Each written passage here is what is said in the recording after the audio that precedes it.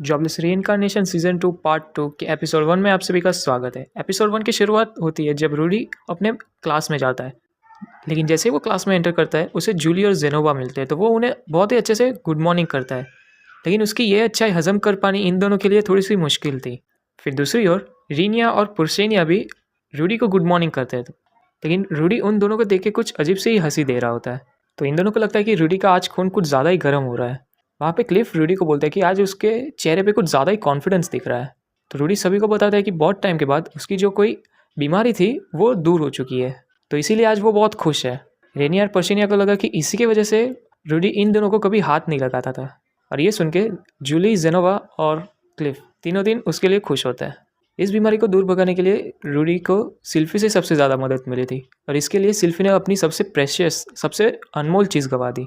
वहाँ पे रूडी का खून वापस से गर्म होने लग जाता है, तो रेनिया और पर्शिनिया सोचते कि उसके इर्द गिर्द रहने से भी कोई भी लड़की प्रेग्नेंट हो जाएगी।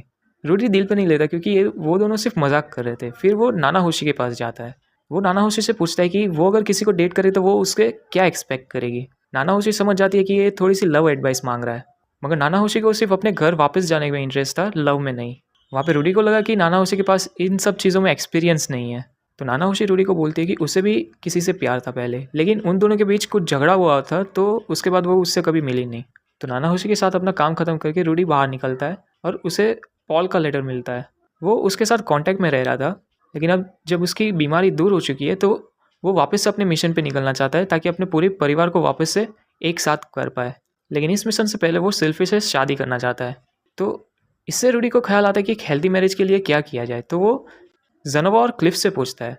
तो क्लिफ उसको बताता है कि सबसे पहले तो उसको एक घर चाहिए होगा।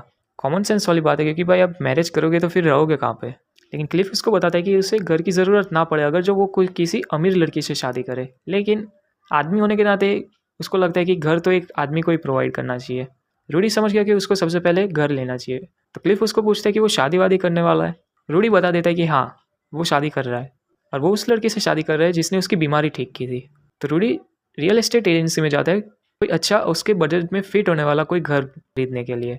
रूडी को मालूम होता है कि उसे कोई अच्छा सा बड़ा सा घर लेना पड़ेगा, क्योंकि सिल्फी प्रिंसेस की बॉडीगार्ड है, तो थोड़ा सा स्टेटस रखना पड़ेगा। तो इसीलिए बजट वाला घर ढूंढने में उसे थोड़ी सी मुश्किल हो रही थी। फिर भी वो कई सारे पैम्पलेट देखता है और एक घर उसकी नज़र में आता है। तो इसी के साथ रूडी जेनोवा और क्लिफ दोनों को ले जाता है वो नया घर चेकआउट करने के लिए। लेकिन वो घर एक बड़ी सी खंडर हवेली थी। अब जेनोवा को लगता है कि सिर्फ 2 लोगों के रहने के लिए ये कुछ ज़्यादा ही बड़ा घर था, लेकिन क्लिफ वहाँ पे उनको बताता है कि ये एक शापित घर है। यहाँ पे जो पहले लोग रहते थे उनका बहुत ही ब्रूटली मर्डर हुआ था इधर। तो उसके बाद चर्च या किसी ने भी इसके ऊपर एक्सेसिज्म नहीं किया था बुरी आत्माओं को भगाने के लिए।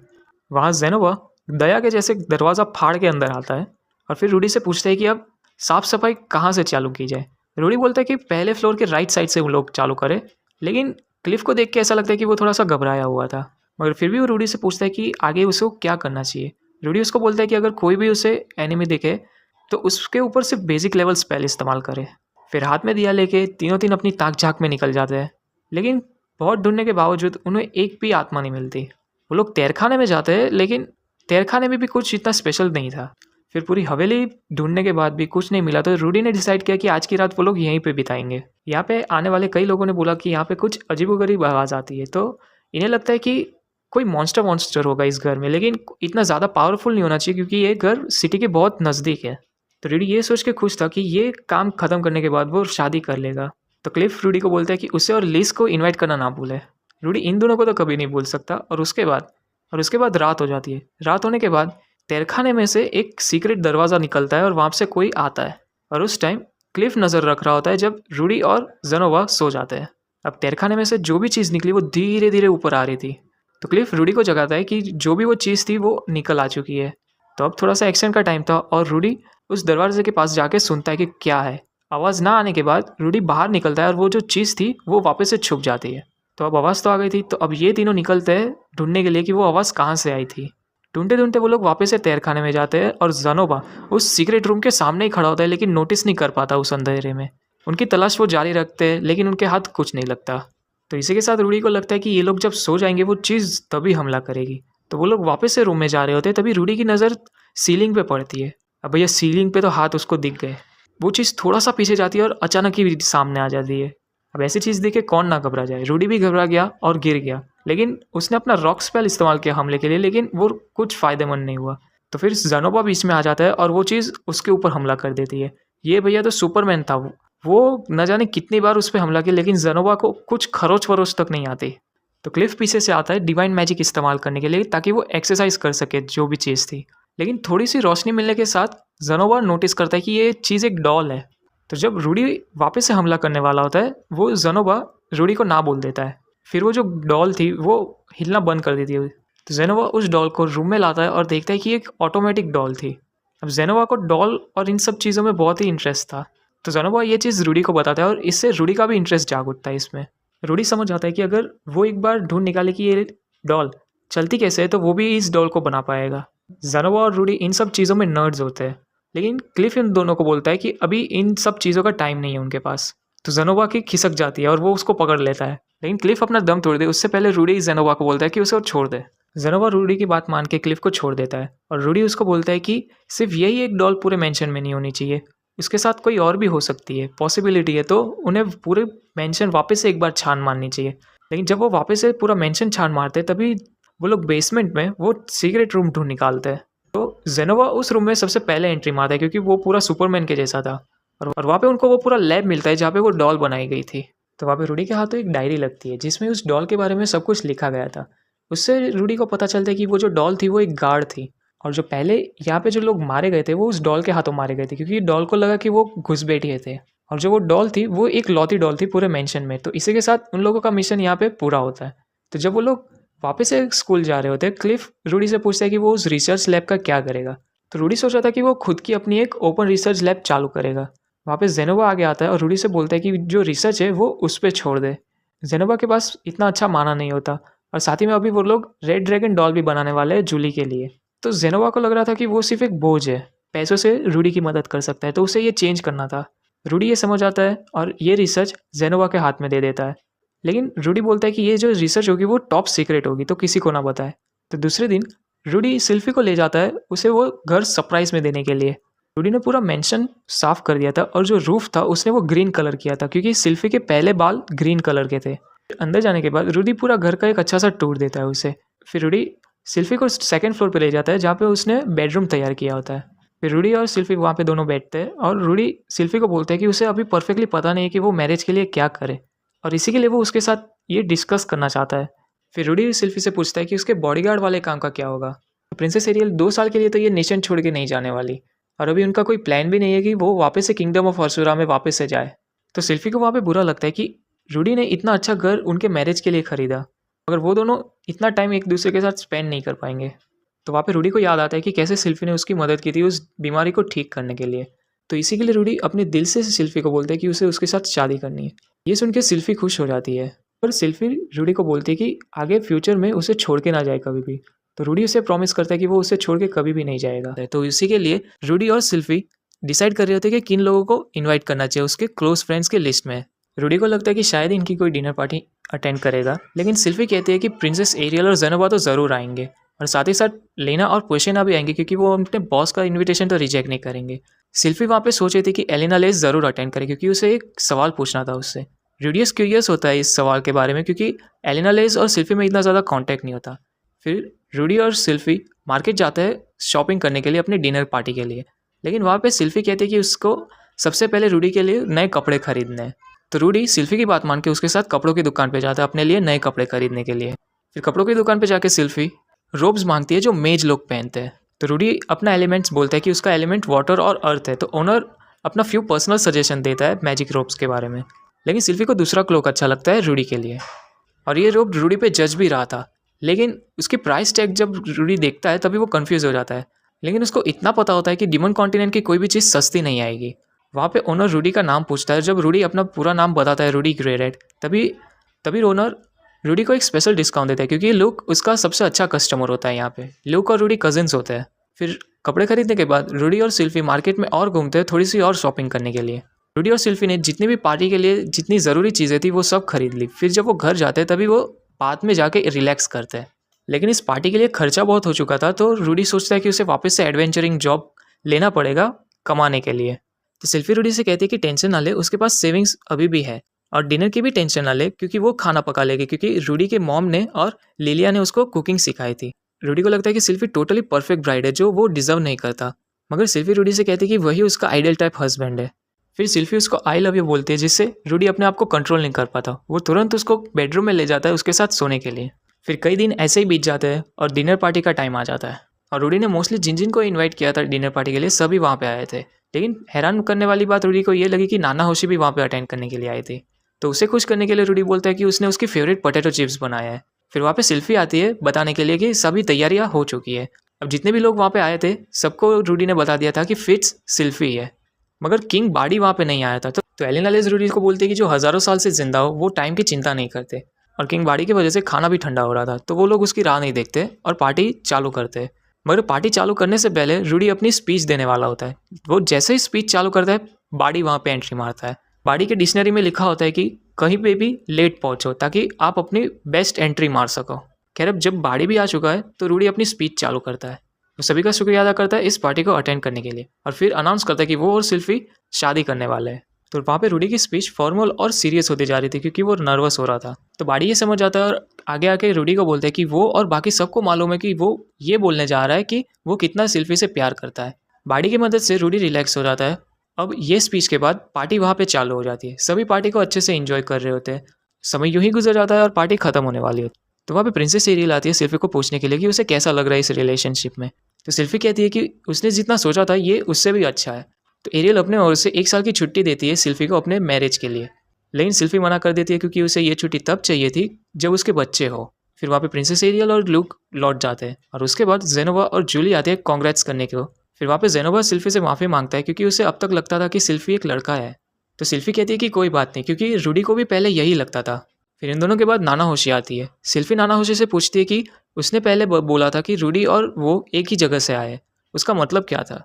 तो नाना होशी कहती है कि उसे सिर्फ गलत फहमी हो गई थी क्योंकि रूडी को उसकी भाषा आती थी। फिर नाना होशी के लौटने के बाद क्लिफ और एलिना लेज आते हैं। एलिना लेज रूडी को बोलते हैं कि वो खुश है उसके लिए क्योंकि उसकी बीमारी दूर हो गई है, मगर रूडी को लगता था कि एलिना लेज ने कभी भी उस पर भरोसा नहीं किया था। उसे लगता था कि एलिना लेज कभी ना कभी ट्राई मारेगी सिर्फ ये पक्का करने के लिए कि वो बीमार है कि नहीं। लेकिन एलिना लेज कहती है कि उसे कोई भी इंटेंशन नहीं है पॉल की डॉटर इन लॉ बनने का। वहाँ पे वो सिल्फी को कांग्रेट्स करती है, लेकिन बोलते बोलते वो रो पड़ती है। ये देख के सिल्फी उसे पूछती है कि वो उसकी ग्रैंड मदर है कि नहीं। एलिना लेज सिल्फी को कहती है कि उसकी जैसी औरत उसकी ग्रैंड माँ नहीं हो सकती।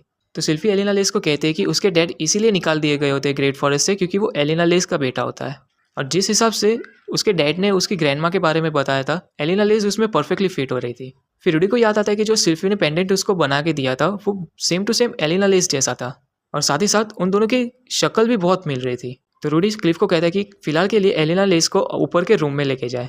तो एलिना लेज रूडी को ये बोलना चाह रही थी जाते हुए कि उसके वजह से सिल्फी को ना छोड़े।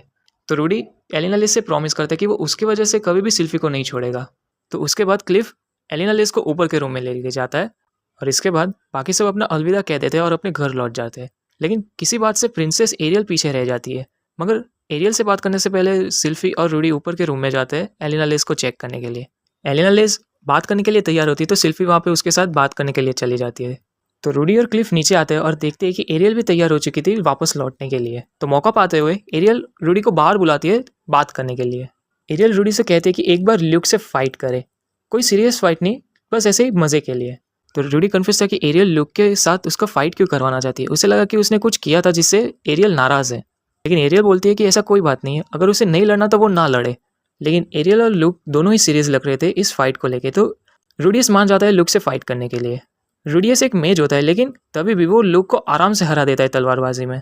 लेकिन रूडी को अभी भी ये बात अच्छी नहीं लग रही थी कि एरियल और लुक बिन मतलब कि उसको फाइट करवा देते। तो एरियल रूडी से कहते कि उसने ये फाइट सिर्फ सिल्फी के लिए रखी थी। रूडी समझ आते कि ये लोग सिर्फ उसको टेस्ट कर रहे थे कि वो सिल्फी का ख्याल रख पाएगा या नहीं। फिर उसके बाद एरियल कहते कि वो लुक और सिल्फी बहुत ही डेंजरस सिचुएशन से निकले थे और उसकी वजह से उनकी बॉन्डिंग बहुत ही अच्छी थी। तो एक दिन उसको वापस से असुरा किंगडम अपने घर वापस से लौटना पड़ेगा, और उस टाइम वो या तो रानी बनेगी या फिर उस फाइट में वो मारी जाएगी। और उसकी सिल्फी के साथ बॉन्डिंग अच्छी होने की वजह से सिल्फी ज़रूर उसके साथ जाना चाहेगी। लेकिन एरियल वही आशा कर रही थी कि एक बार जब उसके बच्चे हो जाए तो वो उसको फॉलो करना छोड़ दे। लेकिन अगर सिल्फी तभी भी उसको फॉलो करना ना छोड़े तो वो रूडी से कहते कि वो उसे रोके। रूडी खुद ये डिसीजन नहीं ले पा रहा होता है क्योंकि एरियल के उसके ऊपर भी कई सारे एहसान थे। और फिर एरियल बोलती है कि अगर वो सिल्फी का ख्याल ना रखे तो वो एक दिन आके सिल्फी को ले जाएगी वापस से, और ये वार्निंग देके वो वहाँ से चली जाती है। फिर क्लिफ और रूडी वापस से घर में आते हैं और क्लिफ सबको बताता है कि बाहर क्या हुआ था। रही बात इन दोनों की, तो एलिना लेज और सिल्फी एक दूसरे के साथ बहुत ही घुल मिल गए होते हैं, और उन्हें देख के ये पक्का हो चुका था कि एलिना लेज सही में सिल्फी की ग्रैंड मदर थी। लेकिन एलिना लेज को अपने बच्चों को इसलिए छोड़ना पड़ा था क्योंकि वो शापित थी, और जब उसने सिल्फी को पहली बार देखा था तभी वो सिल्फी को पहचान गई थी, लेकिन वो कभी भी उससे बात नहीं कर रही थी अपने शाप की वजह से। मगर जब उसने सिल्फी को इतना खुश देखा रूडी के साथ, वो अपने आप को कंट्रोल नहीं कर पाई। फिर वहाँ पे क्लिफ रूडी को बोलता है कि उसने जो एलिना लेज के बारे में सोचा था वो गलत था। रूडी को लगता है कि क्लिफ में फाइनली अक्ल आ गई, तो क्लिफ बोलता है कि जितना उसे सोचा था एलिना लेज उससे भी ज़्यादा डेलिकेट है, तो उसे किसी भी तरह एलिना लेज का वो जो कर्स है वो हटाना है, और इसके लिए वो रूडी से मदद मांगता है क्योंकि क्लिफ को एलिना लेज को किसी भी तरीके से खुश करना है क्योंकि वो उससे बेइंतहा प्यार करता है। तो रूडी पक्का कर लेता है कि वो किसी भी तरीके से एलिना लेज और क्लिफ की मदद करेगा, और इस प्रॉमिस के बाद एलिना लेज और क्लिफ दोनों लौट जाते हैं। इन दोनों को इतना प्यार में देखते हुए सिल्फी कहती है कि वो आज से और ज़्यादा मेहनत करेगी ताकि रूडी। अब इसके बाद एपिसोड 15 की शुरुआत होती है जब रूडी एकेडमी से वापस घर जा रहा होता है। वहाँ पे रास्ते में उसको पोस्टमैन मिलता है जो उसको उसका लेटर देता है। वो लेटर पॉल की तरफ से था, उसके डैड की तरफ से। पॉल रूडी के लिए खुश है क्योंकि रूडी अपने चुने हुए रास्ते पे निकल चुका था, और इस टाइम पॉल ईस्टर्न कॉन्टिनेंट में था जहाँ पे वो तैयारी कर रहा था बिगराटी कॉन्टिनेंट में जाने की। वो कॉन्टिनेंट बहुत ही खतरनाक कॉन्टिनेंट था, तो इसीलिए वो वहाँ पे बच्चों को नहीं ले जा सकता था। तो इसीलिए पॉल ने डिसाइड किया कि वो आयशा और नॉन को रूडी के पास भेज देगा। लेकिन पॉल उन बच्चों को अकेले तो नहीं भेज सकता था, लेकिन वहाँ पे वो एक आदमी से मिलता है जो आयशा और नॉम को सही सलामत रूडी तक पहुँचाने का जॉब लेता है। आयशा अच्छी और मेच्योर थी, लेकिन नॉम वैसी नहीं थी, वो रूडी से नफरत करती थी। लेकिन फिर भी पॉल रूडी को कहता है कि बड़े भाई होने के नाते अपनी बहनों का ख्याल रखे। ये लेटर पढ़ने के बाद रूडी सोच रहा था कि वो पॉल को वापस से खत लिखे। फिर वहाँ पे वो सिल्फी के पास जाता है जब वो किचन में खाना पका रही होती है। सिल्फी नोटिस करती है कि रूडी किसी बात से बहुत ही एक्साइटेड था, तो रूडी सिल्फी को बताता है कि उसको पॉल का लेटर मिला था, और साथ ही साथ उसकी दोनों बहनें भी यहाँ पे आ रही है रहने के लिए। तो वो सिल्फी से पूछता है कि उसको कोई प्रॉब्लम तो नहीं होगी ना। सिल्फी कहती है कि उसे इस बात से कोई प्रॉब्लम नहीं है, उन दोनों के आने से घर और खुशहाल लगेगा। वहाँ पे रूडी फैमिली होने की खुशी क्या होती है अभी वो महसूस कर रहा था, और चाह रहा था कि उसकी पूरी फैमिली उसके साथ इस घर में रहे। तो जब रूडी और सिल्फी खाना खाने के लिए बैठते हैं तभी रूडी महसूस करता है कि उसकी पुरानी जिंदगी के मुकाबले ये जिंदगी बहुत ही अच्छी थी। अच्छी फैमिली मिली और साथ में एक बहुत ही प्यार करने वाली लड़की भी। तो रूडी सिल्फी से कहता है कि अभी वो उसके लिए कुछ भी कर सकता है। तो सिल्फी कहती है कि उसे वो डिस्टर्ब मैजिक स्पेल उससे सीखना है, और उसके बदले में वो उसे हीलिंग मैजिक सिखाएगी। तो डिनर खत्म करने के बाद दोनों बाहर जाते हैं अपने अपने स्पेल सीखने के लिए। रूडी पहली ट्राई मारता है हीलिंग मैजिक सीखने के लिए, लेकिन उसको कुछ पल्ले नहीं पड़ रहा था। तो ये देख के सिल्फी हंस रही थी क्योंकि इस दुनिया में कोई तो ऐसी चीज थी जो रूडी नहीं कर सकता था। तो इसके बाद सिल्फी अपना टर्न लेती है डिस्टर्बेंस स्पेल सीखने के लिए। वो वहाँ पे दम लगा रही होती कि वो वाटर स्पेल कैंसिल करे, मगर वहाँ पे रूडी सिल्फी से पूछता है कि क्या उनके बच्चे भी टैलेंटेड हो गए मैजिक में।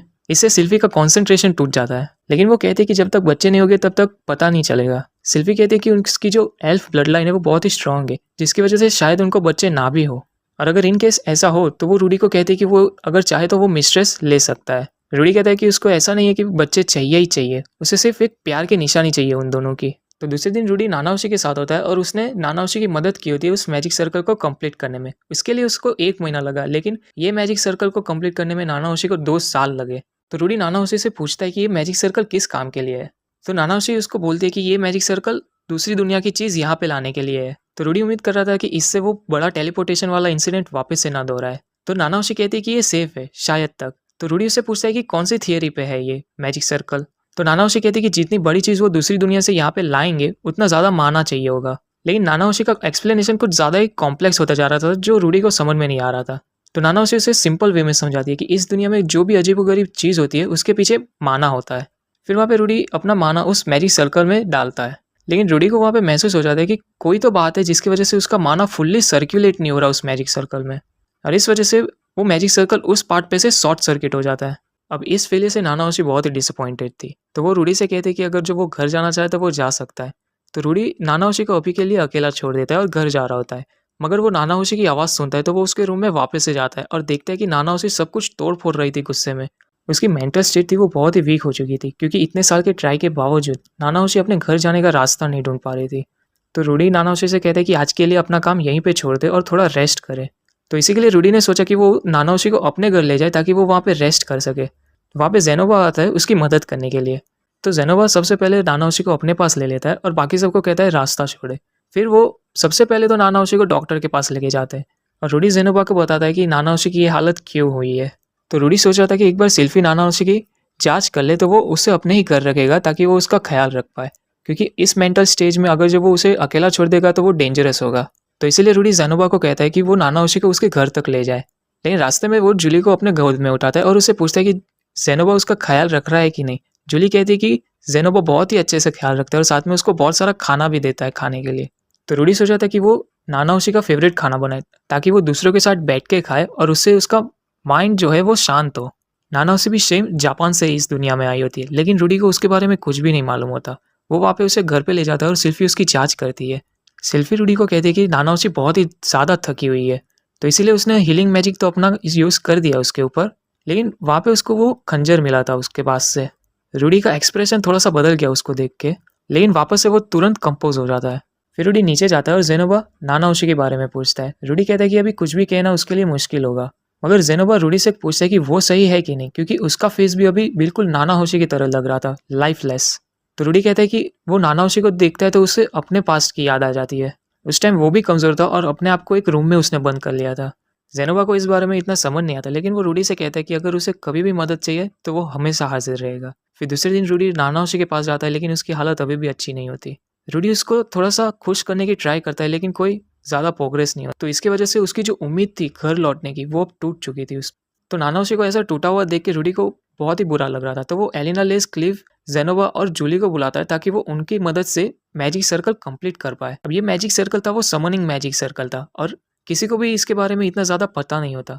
लेकिन रूडी कहता है कि ब्राइट साइड पे देखे, एक सर से अच्छा है कि 4 सर मिलके सोचे। रूडी उनको वो पार्ट दिखाता है जिसकी वजह से उनका मैजिक सर्कल कंप्लीट नहीं हो रहा था। क्लिफ इन सब चीज़ में जीनियस होता है, तो वो अपनी पॉसिबिलिटीज़ ढूंढना चालू भी कर देता है, लेकिन वो कितना भी ट्राई करे उसे एक परफेक्ट आंसर नहीं मिलता इस मैजिक सर्कल को कंप्लीट करने के लिए। तो जेनोवा कहता है कि इस मैजिक सर्कल को क्यों ना मल्टी लेयर बनाया जाए, क्योंकि जो मैजिक डॉल पर वो रिसर्च कर रहा था उसके अंदर कई सारे मल्टी लेयर्स थे मैजिक सर्कल के, लेकिन उसने ये रिसर्च चालू ही की होती तो वो श्योर नहीं होता इसके बारे में। तो क्लिफ उस डॉल को खोल के देखता है और पाता है कि जिसने भी इस डॉल को बनाया था वो सही में एक मैजिक जीनियस था, क्योंकि इसके क्रिएटर ने कई सारे मैजिक सर्कल्स कंबाइन किए होते हैं ताकि ये डॉल के हाथ पैर चल पाए। क्लिफ वहाँ पे फ्रस्ट्रेटेड हो जाता है क्योंकि उसको कुछ समझ में नहीं आ रहा होता है। तो एलिना लेस क्लिफ को आके गले लगाती है और कहती है कि उसको उस पर भरोसा है, वो कर ही लेगा कुछ ना कुछ। तो इसके बाद सब लोग काम में जुट जाते हैं और एक मेथड निकाल ही देते हैं। फिर रूडी नानाओशी को वहाँ पे अपने रूम में लाता है और सभी लोग वहाँ पे उस मेथड को बताते हैं। नानाओशी को वो मेथड देख के ही समझ में आ जाता है कि वो अब तक जो सिंगल लेयर मैजिक सर्कल इस्तेमाल कर रही थी वो गलत था। नानाओशी बहुत टाइम के बाद खुश हो जाती है कि उसको वापस से एक राह मिल गई। तो नानाओशी वापस से अपने काम में जुट जाती है उस मैजिक सर्कल को कंप्लीट करने के लिए, लेकिन वो वहाँ पे एक गलती कर देती है। तो क्लिफ वहाँ पे आके उस गलती को सुधारता है और सुधारने के साथ साथ क्लिफ कई सारे नए आइडियाज़ भी देता है उसके मैजिक सर्कल के लिए, और उन सारे आइडियाज़ को वो लोग टेस्ट करते हैं और कई सारे मैजिक सर्कल्स पेपर पर ड्रॉ करते हैं। लेकिन नानाओशी और क्लिफ के बीच में किसी बात को लेकर झगड़ा भी हो जाता है, लेकिन फिर भी रात होते होते वो लोग कई सारी मैजिक सर्कल की पॉसिबिलिटी निकाल लेते हैं और सुबह आखिर में उनको फाइनल प्रोडक्ट मिल ही जाता है। तो रूडी अपना माना उस मैजिक सर्कल में चैनल करता है, जिससे दूसरी दुनिया से एक प्लास्टिक बोतल यहाँ पे आ जाती है। अब इनका ये टेस्ट पहली बार सक्सेस हुआ तो नानाओशी बहुत ही खुश हो जाती है इससे, लेकिन वो रूडी से माफ़ी भी मांगती है कि उसकी वजह से रूडी को तकलीफ झेलनी पड़ी। लेकिन रूडी कहता है कि कोई बात नहीं, उसने इस टाइम उसकी मदद की तो वो भी एक्सपेक्ट कर रहा था कि वो रूडी की मदद करे जब उसका टाइम हो। मगर मूड हल्का करने के लिए एलिना लेस नानाओशी को बोलती है कि उन सबको पार्टी दे इस सक्सेस के लिए, और इस पार्टी में सभी लोग आते हैं और सब नानाओशी के लिए खुश होते हैं। तो नानाओशी भी थोड़ा रिलैक्स होती है और सभी के साथ पार्टी इंजॉय करती है, लेकिन सिल्फी पार्टी में थोड़ा सा ज़्यादा पी लेती है और इसकी वजह से वो टल्ली हो जाती है। तो रूडी उसको घर पे लाता है और देखते हैं कि आयशा और नोम उसकी राह देख रहे थे। वह आयशा रूडी को देख के बहुत ही खुश थी, और जो उन दोनों को यहाँ पे सेफली लाया था वो और कोई नहीं, रुइजर्ट था। रूडी रुइजर्ट से एक अरसे के बाद मिलता है और वो उसको शुक्रिया अदा करता है उसकी दोनों बहनों को यहाँ पे सेफली लाने के लिए। वहाँ पे रूडी रुइजर्ट से पूछता है कि वो इतने सालों तक कहाँ पे था। तो रुइजर्ट कहता है कि वो 2 सालों के लिए सदर्न रीजन में था, फिर वो ईस्ट पोर्ट गया जहाँ पे वो पॉल से मिला। पॉल ने रुइजर्ट को बताया कि वो अपनी दोनों बेटियों को रूडी के पास भेजना चाहता है, तो इसीलिए वो और जिंजर दोनों आयशा और नॉम को यहाँ पे एस्कॉर्ट करने के लिए आ गए। वहाँ पे रुइजर्ट रॉक्सी से भी मिला और रॉक्सी घबरा गई थी रुइजर्ट की असल आइडेंटिटी देख के।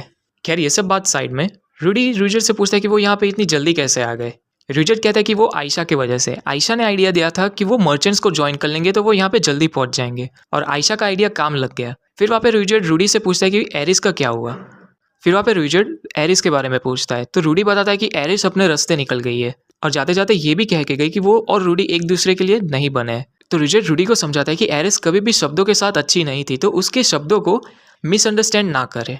लेकिन फिर भी एरिस की वजह से रूडी ने 3 साल तक प्रॉब्लम झेली थी, तो उसे इस मैटर के बारे में इतना सोचना नहीं था। लेकिन रूडी तभी भी थोड़ा सा परेशान दिख रहा था। रिचर्ड उसे कहता है कि एरिस कभी भी अपनी फीलिंग्स जाहिर करने में अच्छी नहीं थी, तो जब वो उसे मिले तो एक बार शांति से उसकी बात सुन ले। फिर दूसरी सुबह जब रूडी उठता है तभी वो अपने घर के बाहर से कुछ आवाज सुनता है। तो जब वो नीचे जाता है तभी देखता है कि बाड़ी और रिचर्ड दोनों आमने सामने हैं। उन दोनों के बीच कुछ तो बात हुई थी और ये समझ के बाड़ी रिचर्ड को जाने देता है और वो वहां से अपने रास्ते निकल जाता है।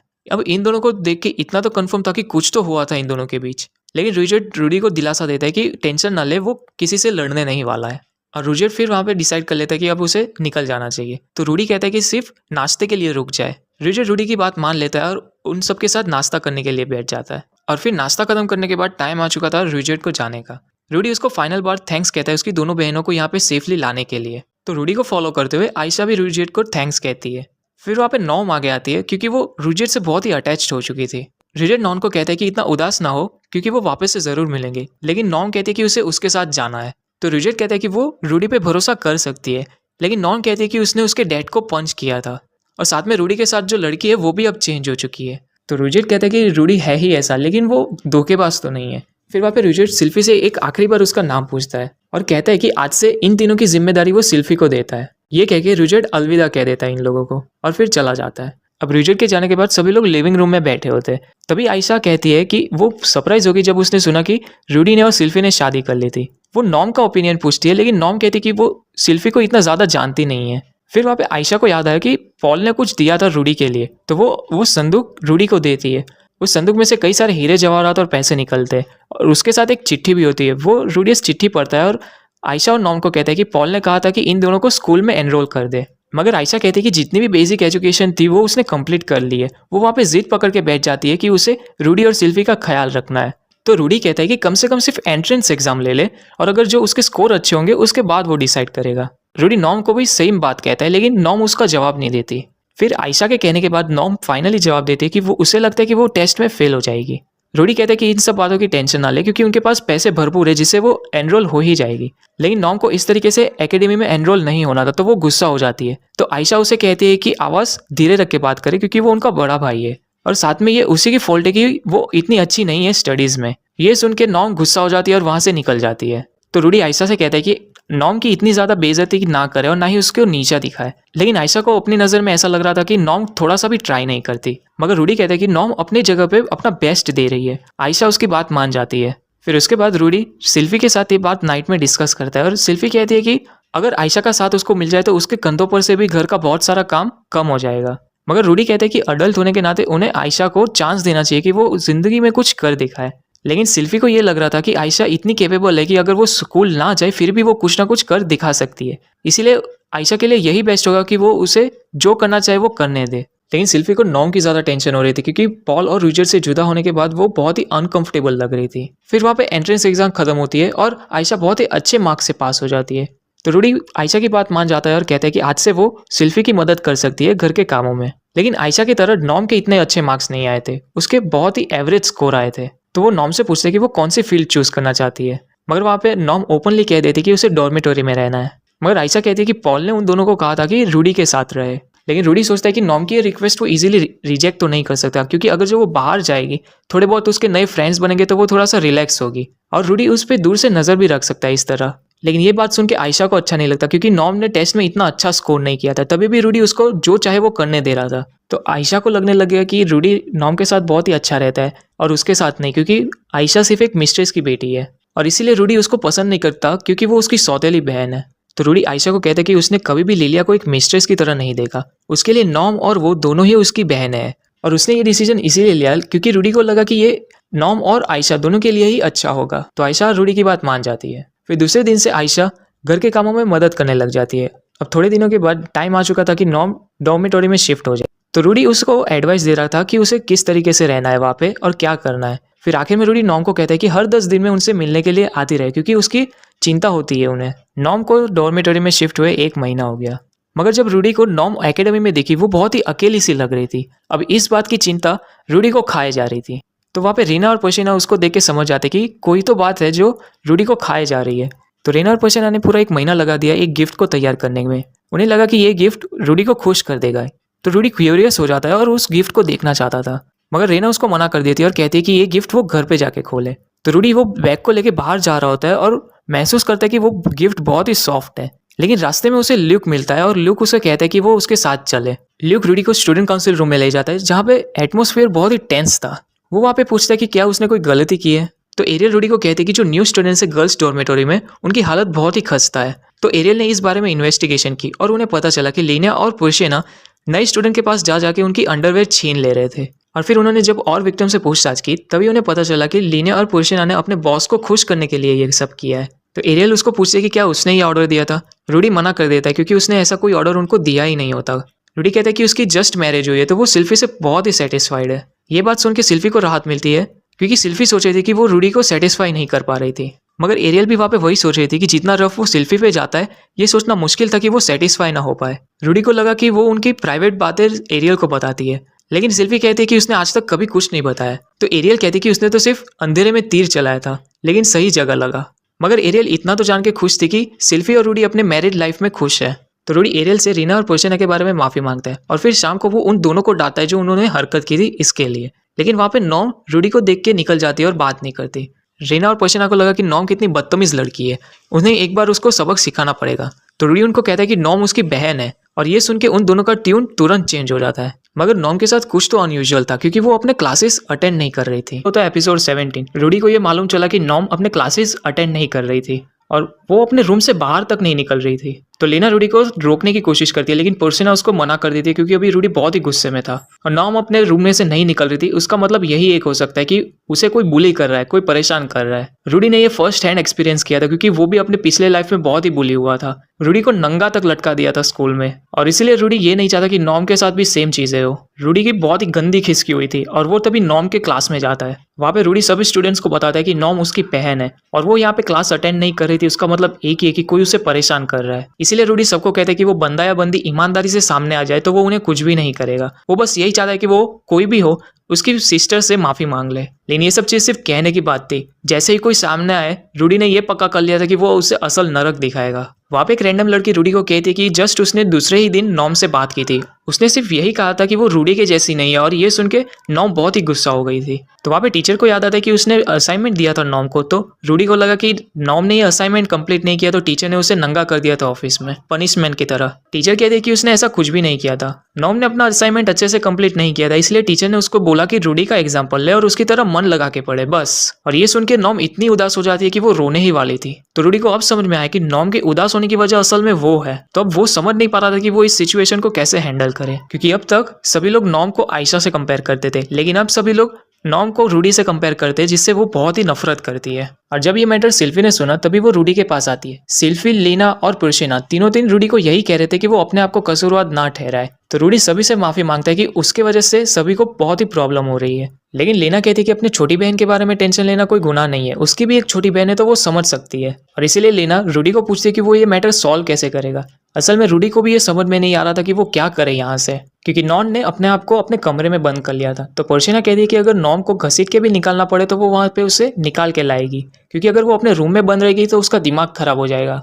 मगर रूडी कहता है कि नॉम के पास वजह है अपने रूम में से ना निकलने की और अगर वो जबरदस्ती करके उसको निकालेंगे तो ये कोई प्रॉब्लम सॉल्व नहीं होगी। मगर रूडी नॉम को ऐसे ही रहने भी तो नहीं दे सकता था और क्या करे उसे वो भी समझ में नहीं आ रहा था। रूडी को नॉम के लिए कुछ तो करना था लेकिन वो समझ नहीं पा रहा था कि वो क्या करे। वहाँ पे तीनों तीन लड़कियां रूडी के पीछे पीछे आते और लीना और पुरुषेना रूडी को कहते कि वो हमेशा उसकी मदद करता था तो इस बार उन्हें चांस दे उसकी मदद करने के लिए। लीना कहती कि पूरी जिम्मेदारी उन दोनों को दे दे क्योंकि उन दोनों के पास अच्छा प्लान है।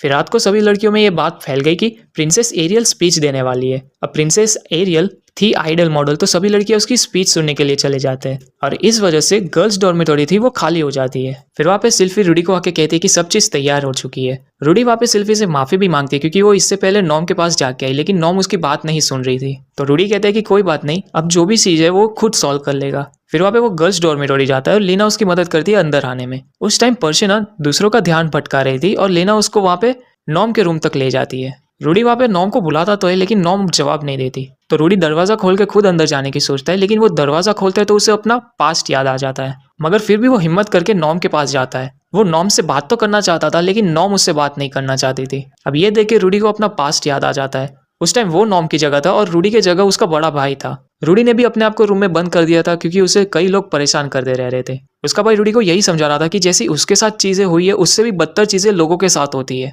और इसीलिए उसका भाई पूरा दिन बिता देता है रूडी को समझाने में। मगर रूडी भी अपने बड़े भाई की बात नहीं सुनता और उसे इग्नोर कर देता है, और उस दिन के बाद उसका बड़ा भाई उसके पास बात करने के लिए कभी भी नहीं आया। और ये बात याद करके रूडी को अब समझ में आया कि उसके बड़े भाई पे क्या बीती थी। तो रूडी को ये मालूम था कि अगर वो अपने बड़े भाई की तरफ मुंह फेर के चला जाएगा तो नॉम भी बिल्कुल उसी की तरह एक शट-इन बन जाएगी, और इसीलिए रूडी वहाँ पे शांति से बैठा रहता है ये राह में कि नॉम कब उससे बात करे। और वहाँ पे नॉम ये सोच रही थी कि वो अपने बड़े भाई से कब डरने लग गई। नॉम ने पहली बार रूडी को तब देखा था जब वो उसके डैड को मार रहा था, और ये देख के नॉम रूडी को एक्सेप्ट नहीं कर पा रही थी कि वो उसकी फैमिली है। और जब नॉम रूडी से वापस से मिलती है तभी उसने देखा कि नॉम बहुत ही केयरफ्री लाइफ जी रहा है जब उसके डैड उसकी मॉम को ढूंढ रहे हैं। तो अब नॉम को ये लगने लग गया कि अगर वो रूडी को अपसेट करेगी तो वो उसे घर से बाहर निकाल देगा, और इसीलिए नॉम ने रूडी को कहा कि वो डॉर्मेटोरी में रहना चाहती है। मगर सरप्राइजिंगली रूडी ने भी हाँ कर दी इसके लिए। नॉम को लगा कि रूडी बहुत ही गुस्सा हो जाएगा उस पर, मगर रूडी ने उसकी ये रिक्वेस्ट इतनी शांति से एक्सेप्ट कर ली तो नॉम को लगा कि वो उसमें इंटरेस्टेड नहीं है। और फिर जब नॉम क्लास में एनरोल करती है तभी सभी को ये नोटिस होता है कि उसका नाम भी ग्रेरेट है। तो एक लड़की उसको पूछती है कि क्या वो रूडी की बहन है। नॉम हाँ कह देती है कि वो रूडी की बहन है, और ये बात सुन के सभी स्टूडेंट्स का अटेंशन नॉम पे आ जाता है क्योंकि रूडी पूरे क्लास में सबसे स्ट्रॉन्गेस्ट स्टूडेंट था। और जब जब कोई भी लोग नॉम के पास आते थे वो नॉम के लिए नहीं रूडी के बारे में पूछने के लिए आते थे। और यहाँ तक जब उसने अपना असाइनमेंट भी कंप्लीट नहीं किया था टीचर नॉम को बोलती है कि अपने भाई से कुछ सीखे और उसकी तरह बने। वो जहाँ पर भी जाती थी सब लोग रूडी की ही बात करते रहते थे, और इसी की वजह से नॉम रूडी को समझ नहीं पा रही थी। मगर नॉम को याद आता है कि पॉल ने उसे एक बार कहा था कि उसका भाई बहुत ही बुरी चीजों से गुजरा है तो उसे एक बार चांस दे। उस समय नॉम को पॉल की बात कुछ समझ में नहीं आई थी, लेकिन इस मोमेंट में नॉम को अब समझ में आ रहा था कि पॉल के शब्दों का मतलब क्या था। तो ये बात नॉम एक बार रिचर्ड से भी शेयर करती है, और रिचर्ड कहता है कि उसका भाई वैसा नहीं है जैसा वो सोचती है। फिर रिचर्ड कहता है कि रूडी बहुत ही स्ट्रांग और अच्छे किस्म का लड़का है, इसीलिए वो उससे भाग ना जाए जब वो उसे मिले, सिर्फ उसे एक चांस दे बात करने का। फिर वहाँ पे रूडी फाइनली चुप्पी तोड़ता है और वो नॉम से माफी मांगता है। रूडी नॉम को कहता है कि वो उसकी सिचुएशन समझता है, नई जगह नए लोग, और उसके वजह से नॉम को ये प्रॉब्लम झेलनी पड़ रही थी। नॉम रूडी की बात मान जाती है और फाइनली अपना दिल रूडी के लिए खोल देती है। तो ये देख के रूडी कहता है कि वो उसे कभी भी जज नहीं करेगा और वो उसे छोड़ के कभी जाएगा भी नहीं। तो रूडी उससे पूछता है कि क्या वो यहाँ पे रह सकता है। अब ये सुन के फाइनली नॉम का जो दिल है वो पिघल जाता है, और इससे इन दोनों के बीच की जो दीवार थी वो भी टूट जाती है। और फिर दूसरे दिन से नॉम रिलैक्स हो जाती है और वो स्कूल अपना अटेंड करना चालू कर देती है। लेकिन क्लासेस जाने से पहले वो सिल्फी और रूडी से मिलती है और वहाँ पे वो निकल जाती है। फिर रूडी को अब तक ये बात समझ में आ रही थी कि कौन सी चिंता नॉम को इतनी परेशान किए जा रही थी। नॉम ने रूडी को कुछ भी नहीं बताया, और उसके बावजूद नॉम को जो भी फीलिंग्स थी या टेंशन थी उसने अपने आप ही सॉर्ट आउट कर दी। और इसीलिए रूडी ने ये सोचा कि अगर नाना होशी वापस से अर्थ चली जाती है तो वो उसके साथ एक मैसेज भेजेगा उसके बड़े भाई के लिए। वो मैसेज में अपने बड़े भाई से माफी मांगेगा और थैंक यू भी बोलेगा उसे अब तक सपोर्ट करने के लिए। अब रूडी बहुत ही खुश था क्योंकि उसके और नॉम के बीच में जो गिला शिकवा था वो दूर हो चुका था और नॉम ने फाइनली रूडी को अपना लिया था। तो जब दोनों भाई बहन लाइब्रेरी में बैठे होते हैं, नॉम रूडी से पूछते कि क्या उसने रूजेट के स्पेयर की स्टोरी सुनी है। इससे रूडी को रूजेट की पुरानी कहानी याद आ जाती है जो बहुत ही मेस्ड अप स्टोरी थी। तो इसके बारे में नॉम को कुछ करना था, लेकिन रूडी ऑलरेडी इसके बारे में कुछ कर रहा था अपने एंड से। रूडी सुपर ट्राइब के ऊपर एक बुक लिख रहा था ताकि वो पूरी दुनिया को हकीकत बता सके कि दुनिया जो सुपर ट्राइब को मानती है वो सुपर ट्राइब ऐसे नहीं है। लेकिन रूडी ये सोच नहीं पा रहा था कि वो ये स्टोरी कैसे लिखे, फॉर्मेलिटी में लिखे या फिर कैजुअली लिखे या फिर एक लेजेंडरी स्टोरी बनाए। तो रूडी कहता है कि वो रूजेट के पास्ट के बारे में एक बुक लिखना चाहता है। तो नॉम कहती है कि उसमें उसे भी मदद करनी है क्योंकि रूजेट ने उसे भी अपने पास्ट के बारे में कई सारी स्टोरीज सुनाई थी। रूडी नॉम की बात मान तो जाता है, लेकिन वो उसे कहता है कि अपनी पढ़ाई पे भी ध्यान दे। फिर टाइम वैसे ही बीत जाता है और रात हो जाती है। रात में रूडी आयशा को देख के कुछ सोच रहा होता है, और जब वो जा रही होती है वो आयशा को रोकता है और आयशा से पूछता है कि उसे कुछ चाहिए या नहीं। रूडी को लग रहा था कि वो नॉम पे बहुत ध्यान देता है, इसीलिए वो आयशा पे भी थोड़ा सा ध्यान देना चाहता था। तो आयशा सोच लेती है और रूडी को कहती है कि उसे उसकी सैलरी चाहिए।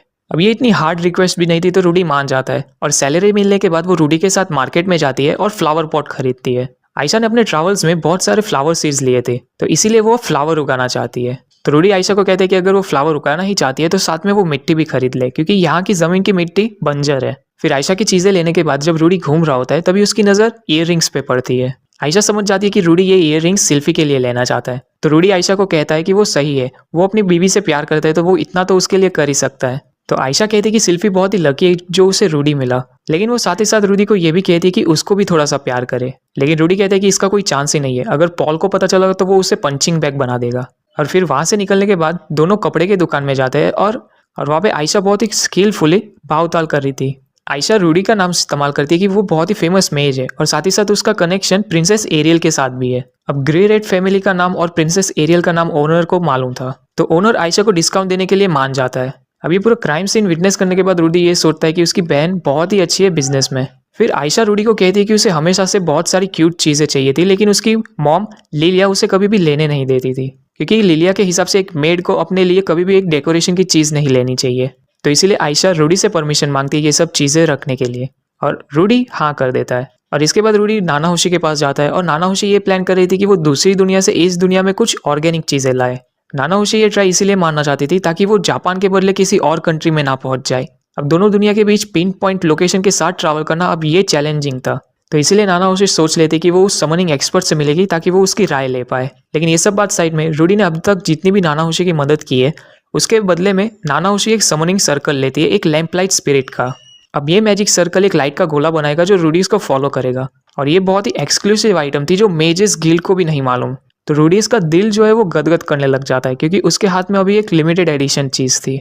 अब नाना होशी के साथ टाइम स्पेंड करने के बाद रूडी जेनोबा और जूली के पास जाता है। जेनोबा ने एक बहुत ही अच्छा फिगर बनाया था ड्रैगन का, जो वो जूली को गिफ्ट में देता है। और फिर वहाँ पे जिंजर आती है सब लोगों के लिए रिफ्रेशमेंट्स लेके। वो वहाँ पे जेनोबा का बहुत ही अच्छे से ख्याल रख रही थी। तो रूडी को लगता है कि जिंजर जेनोबा के वाइफ के रोल में ज़्यादा सूट करती है, ना कि उसके नाइट के रोल में। लेकिन रूडी को ये समझ में नहीं आ रहा था कि जिंजर उसकी वफादार क्यों है। तो जिंजर कहती है कि प्रिंस जेनोबा की माँ ने खुद उसको रिक्वेस्ट की थी कि वो जेनोबा का ख्याल रखे।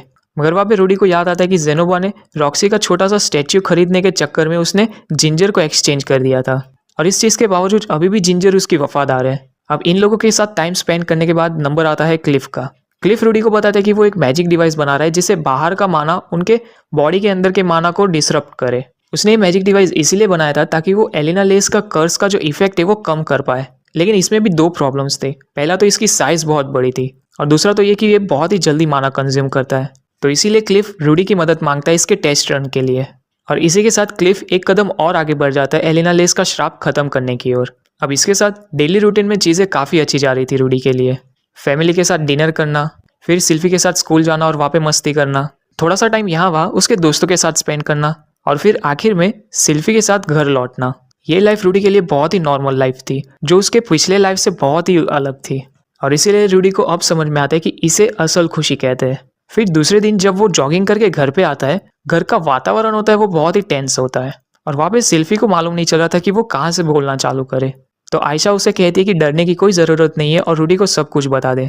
तो सिल्फी रूडी को कहती है कि उसे 2 महीने से पीरियड नहीं आ रहा है। उसे शक हुआ, इसीलिए वो आयशा को लेकर डॉक्टर के पास गई, और वहाँ पे उसे कंफर्मेशन मिला कि वो माँ बनने वाली है। लेकिन रूडी का ये एक्सप्रेशन देख के सिल्फी को लगा कि वो खुश नहीं है। मगर रूडी वहाँ पे नीचे बैठता है और सिल्फी के पेट को छूता है। वहाँ पे आयशा रूडी को कहती है कि अब इस सिचुएशन में उसे कुछ कहना चाहिए। अब रूडी का ये फर्स्ट टाइम एक्सपीरियंस था, इसीलिए उसे समझ में नहीं आ रहा था, तो वो सिल्फी को थैंक यू कहता है और उसे गले लगा लेता है। सिल्फी ये देखती है कि रूडी इतना खुश है कि वो रो पड़ता है, और ये लवली मोमेंट में वो दोनों किस करते हैं। लेकिन आयशा रूडी को कहती है कि अब से उसे सिल्फी से दूरी बना के रखनी होगी और वो सब चीज़ें नहीं करनी होगी सिल्फी के हेल्थ के लिए। लेकिन इन लोगों की खुशी पे वापस से किसी की नज़र लग जाती है, क्योंकि सुबह जो लेटर आया होता है रूडी उसे देख के बहुत ही परेशान हो जाता है। उस लेटर में ये लिखा था कि जेनेथ को बचाने में उन लोगों को बहुत ही प्रॉब्लम हो रही है, इसीलिए उन लोगों को मदद चाहिए। तो ये प्रॉब्लम लेके रूडी ह्यूमन गॉड के पास जाता है, क्योंकि ह्यूमन गॉड ने उसे कहा था कि अगर जो वो बेगराटी किंगडम जाएगा तो वो पछताएगा। मगर ह्यूमन गॉड कहता है कि वो अभी भी पछताएगा अगर जो वहाँ पे जाएगा तो ह्यूमन गॉड रूडी को याद दिलाता है कि अब तक उसकी लाइफ कितनी अच्छी जा रही है। शादी कर ली, कई दोस्त भी बना लिए, उसकी सिस्टर के साथ उसका जो मतभेद था वो भी वापस से बन गया, और अब उसका एक बच्चा भी होने वाला है। तो रूडी को अब समझ में नहीं आ रहा था कि वो क्या करे, क्योंकि उसकी फैमिली आखिर अभी मुश्किल में है। तो रूडी ह्यूमन गॉड से पूछता है कि अगर वो वहाँ पे जाएगा तो वो किस बात से इतना पछताएगा। वो इतना तो बता सकता है, क्योंकि अगर उसे पता नहीं चलेगा तो वो डिसाइड भी नहीं कर पाएगा कि उसे जाना चाहिए या नहीं जाना चाहिए। तो ह्यूमन गॉड रूडी को कहते हैं कि उसे मैजिक यूनिवर्सिटी में आके 1.5 साल से भी ज़्यादा हो चुके हैं, और उसकी दोनों बहनों को यहाँ पे आने में 1 साल लगा।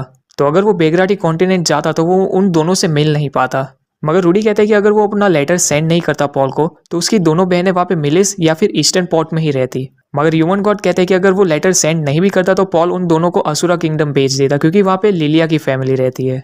तो इसीलिए ह्यूमन गॉड कहता है कि अगर जो वो अभी बेगराटी कॉन्टिनेंट में जाएगा तो उसके बच्चे का क्या होगा, सिल्फी का क्या होगा। तो ह्यूमन गॉड के कहने का मतलब रूडी समझ गया कि अगर जो वो जाएगा तो भी पछताएगा, नहीं जाएगा तो भी पछताएगा, और इसीलिए सबसे बेस्ट ऑप्शन रूडी के लिए यही है कि वो वहाँ पे ना जाके पछताए। तो अब ह्यूमन गॉड की बात पे रूडी यकीन मान लेता है और डिसाइड कर लेता है कि वो वहाँ पे नहीं जाएगा। तो ये सुन के ह्यूमन गॉड रूडी को एक फ्री की एडवाइस देता है कि अगले मीटिंग सीजन तक इंतजार कर ले। उस टाइम लेना और पर्शिना उसके पीछे आएंगे, और अगर जो वो उन दोनों में से किसी एक के साथ भी मिलन कर लेगा तो उसकी खुशियाँ और बढ़ जाएगी। लेकिन रूडी कहता है कि उसने प्रॉमिस किया था कि वो सिल्फी के साथ कभी भी चीटिंग नहीं करेगा। लेकिन इसके आगे ह्यूमन गॉड कुछ कहता नहीं है और चला जाता है। फिर वहाँ पे वो बहुत ही घबरा कर नींद में से उठता है। अब एक बात रूडी को भी मालूम थी कि ह्यूमन गॉड जो भी एडवाइस देता है वो सब सही होती है, इसीलिए रूडी ये चूज करता है कि वो यहीं पे सिल्फी के साथ रहेगा। अब ये जो लेटर था वो गीस ने सेंड किया था, ना कि पॉल ने। तो रूडी को लगा कि गीस ने ये खुद से मैसेज भेजा है पॉल से मिलने के पहले, तो शायद अब तक पॉल जेनेट को बचा भी चुका होगा। तो जब ये बात एलिना लेस को पता चलती है तो वो रूडी को कहती है कि वो यहीं पे रहे, क्योंकि उसके बदले वो वहां पे जाएगी। तो अगर वो वहां पे जाएगी तो क्लिफ का क्या होगा? तो एलिना लेस कहती है कि वो उसके साथ ब्रेकअप कर लेगी। क्लिफ बहुत ही टैलेंटेड बंदा था जो आगे जाके पोप भी बन सकता है, तो इसीलिए एलिना लेस उसके रास्ते में नहीं आना चाहती थी। अब ये तो एलिना लेस का पर्सपेक्टिव था, लेकिन रूडी जब ये बात जेनोबा से डिस्कस करता है, जेनोबा रूडी को कहते हैं कि वो कोई भी प्रॉब्लम तुरंत सॉल्व करके घर वापस आ सकता है। तो इसीलिए रूडी जेनोबा से पूछता है कि क्या उसे वहां पे जाना चाहिए। तो इसीलिए रूडी जेनोबा से पूछता है कि क्या उसे वहां पे जाना चाहिए या नहीं। तो जेनोबा कहता है कि ये उसका डिसीजन है। इसीलिए जेनोबा रूडी को कहता है कि बच्चे एक बाप के बगैर भी जन्म ले सकते हैं, और अगर रूडी इतना ही टेंशन में है तो जेनोबा उसे प्रॉमिस करते हैं कि वो सिल्फी का ख्याल रखेगा जब तक वो वापस नहीं लौट आता। अब जेनोबा की बातों में दम तो था, सिल्फी यहाँ पे अकेली नहीं थी, उसके साथ उसकी 2 बहनें भी थी, मगर फिर भी रूडी इस घर की नींव था। मगर एक हस्बैंड और एक पिता होने के नाते वो इन लोगों को छोड़ भी नहीं सकता। तो रूडी जब बाहर बैठा होता है इस बारे में सोचने के लिए, वहाँ पे नॉम अपनी सभी चीजें तैयार करके आती है, क्योंकि वो उसके बदले बेगराटी कॉन्टिनेंट जाने के लिए तैयार थी, क्योंकि उसके माँ और बाप दोनों अभी खतरे में हैं। तो अगर रूडी के पास पावर है तो वो उनकी मदद क्यों नहीं कर रहा, ऐसा नॉम पूछती है। रूडी समझ जाता है कि नॉम सही कह रही है, और इसीलिए रूडी ने फैसला कर लिया कि वो बेगराटी कॉन्टिनेंट जाएगा। इसीलिए वो नॉम को कहता है कि आज से वो घर का ख्याल रखे। अब सिल्फी को ये बात मालूम चलेगी कि वो बेगारिट कॉन्टिनेंट में जा रहा है तो वो शायद तक रो पड़े, और अगर सिल्फी रो पड़ेगी तो शायद तक रूडी अपना मन बदल ले। इसीलिए वो सबसे पहले एलिना लेस से ये डिस्कस करता है। एलिना लेस ने पहले ही रूडी को कहा था कि वो वहाँ पे ना जाए, मगर रूडी को इतना फ्रस्ट्रेटेड देख के एलिना लेस मन बना लेती कि वो भी रूडी के साथ जाएगी। एलिना लेस ने पहले ही मैप बना लिया था बेगारिट कॉन्टिनेंट में जाने के लिए, और उन लोगों को वहाँ पे पहुँचने के लिए 8 महीने लगेंगे, जो रूडी के एक्सपेक्टेड टाइम से बहुत ही कम था। लेकिन सबसे बड़ी दिक्कत थी एलिना लेस का श्राप। अब ये श्राप सही में बहुत बड़ी दिक्कत थी, लेकिन रूडी कह देता है कि वो इस जर्नी में उसके साथ सोएगा नहीं। एलिना लेस भी ये बात मानती है कि ये दोनों के लिए ही बेहतर होगा। फिर वहाँ पे रूडी को याद आता है कि एलिना लेस का श्राप कमजोर करने के लिए क्लिफ ने एक चीज बनाई थी, मगर एलिना लेस कहती है कि अगर ये टॉपिक वो क्लिफ के साथ छेड़ेगी तो उसे बताना पड़ेगा कि वो बेगारिट कॉन्टिनेंट जा रही है। तो रूडी एलिना लेस को एडवाइस देता है कि उसे ये बात क्लिफ को बता देनी चाहिए। अब इनका ये सफर तकरीबन 2 साल तक चलने वाला है, इसीलिए रूडी ने ये डिसाइड किया कि सबसे पहले वो अपने करीबी दोस्तों को अलविदा कह दे। अब सबसे पहले अलविदा कहने जाता है वो नाना होशी को।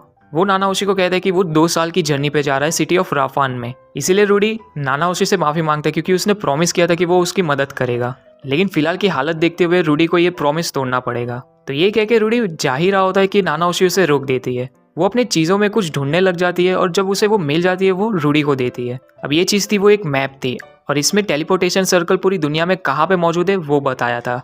और नाना होशी कहती है कि रूडी जो पेज देख रहा है उसमें टेलीपोर्टेशन सर्कल है जो बेगारिट कॉन्टिनेंट के शारियर सिटी में उसे ले जाएगा। अब नाना होशी को ये बात सीक्रेट रखनी पड़ी थी, क्योंकि ड्रैगन गॉड ने उसे कहा था।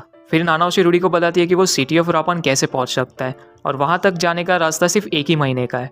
तो फिर तो रूडी घर वापस टाइम पे आ सकता है, इससे पहले कि सिल्फी उनके बच्चे को जन्म दे। फिर नाना होशी रूडी को वार्न करती है कि इसके बारे में किसी को भी ना बताए, क्योंकि अगर किसी भी कंट्री को टेलीपोर्टेशन के बारे में पता चलेगा तो वो उन सर्कल को खत्म कर देंगी, क्योंकि टेलीपोर्टेशन फॉरबिडन है। तो रूडी भी नाना होशी को थैंक्स कहता है, और नाना होशी कहती है कि काम खत्म करके वापस आ जाए, क्योंकि उसे भी उसकी मदद की ज़रूरत है। अब फिर इसके बाद रूडी घर में बैठ के सभी को बता देता है कि वो बेगारिट कॉन्टिनेंट जा रहा है। अब सिल्फी भी अच्छी थी और रूडी को कहती है कि वो समझती है। अब यहाँ पे सिल्फी को लग रहा था कि रूडी वहाँ पे तकरीबन 2 साल के लिए जाने वाला है। तो रूडी सिल्फी को बता देता है कि नाना होशी ने उसे टेलीपोर्टेशन सर्कल का मैप दिया है, इसीलिए वो घर टाइम पे लौट सकता है। अब टेलीपोर्टेशन इतनी सेफ मेथड नहीं थी, इसीलिए सिल्फी घबरा जाती है। तो रूडी सिल्फी को गले लगा के कहता है कि टेंशन की कोई भी बात नहीं है, वो घर वापस लौट आएगा। फिर रूडी आयशा को कहता है कि वो घर की जिम्मेदारी उसे सौंपता है, अगर उसे किसी भी बात की प्रॉब्लम हो तो किसी से भी वो मदद मांग सकती है। फिर रूडी नॉम को भी बुला के कहता है कि सिल्फी और आयशा की मदद करे। अब जाने से पहले रूडी अपने बच्चे का नाम डिसाइड करना चाहता था, मगर इसका मतलब तो ये हुआ ना कि रूडी वापस घर शायद तक ही लौट पाएगा।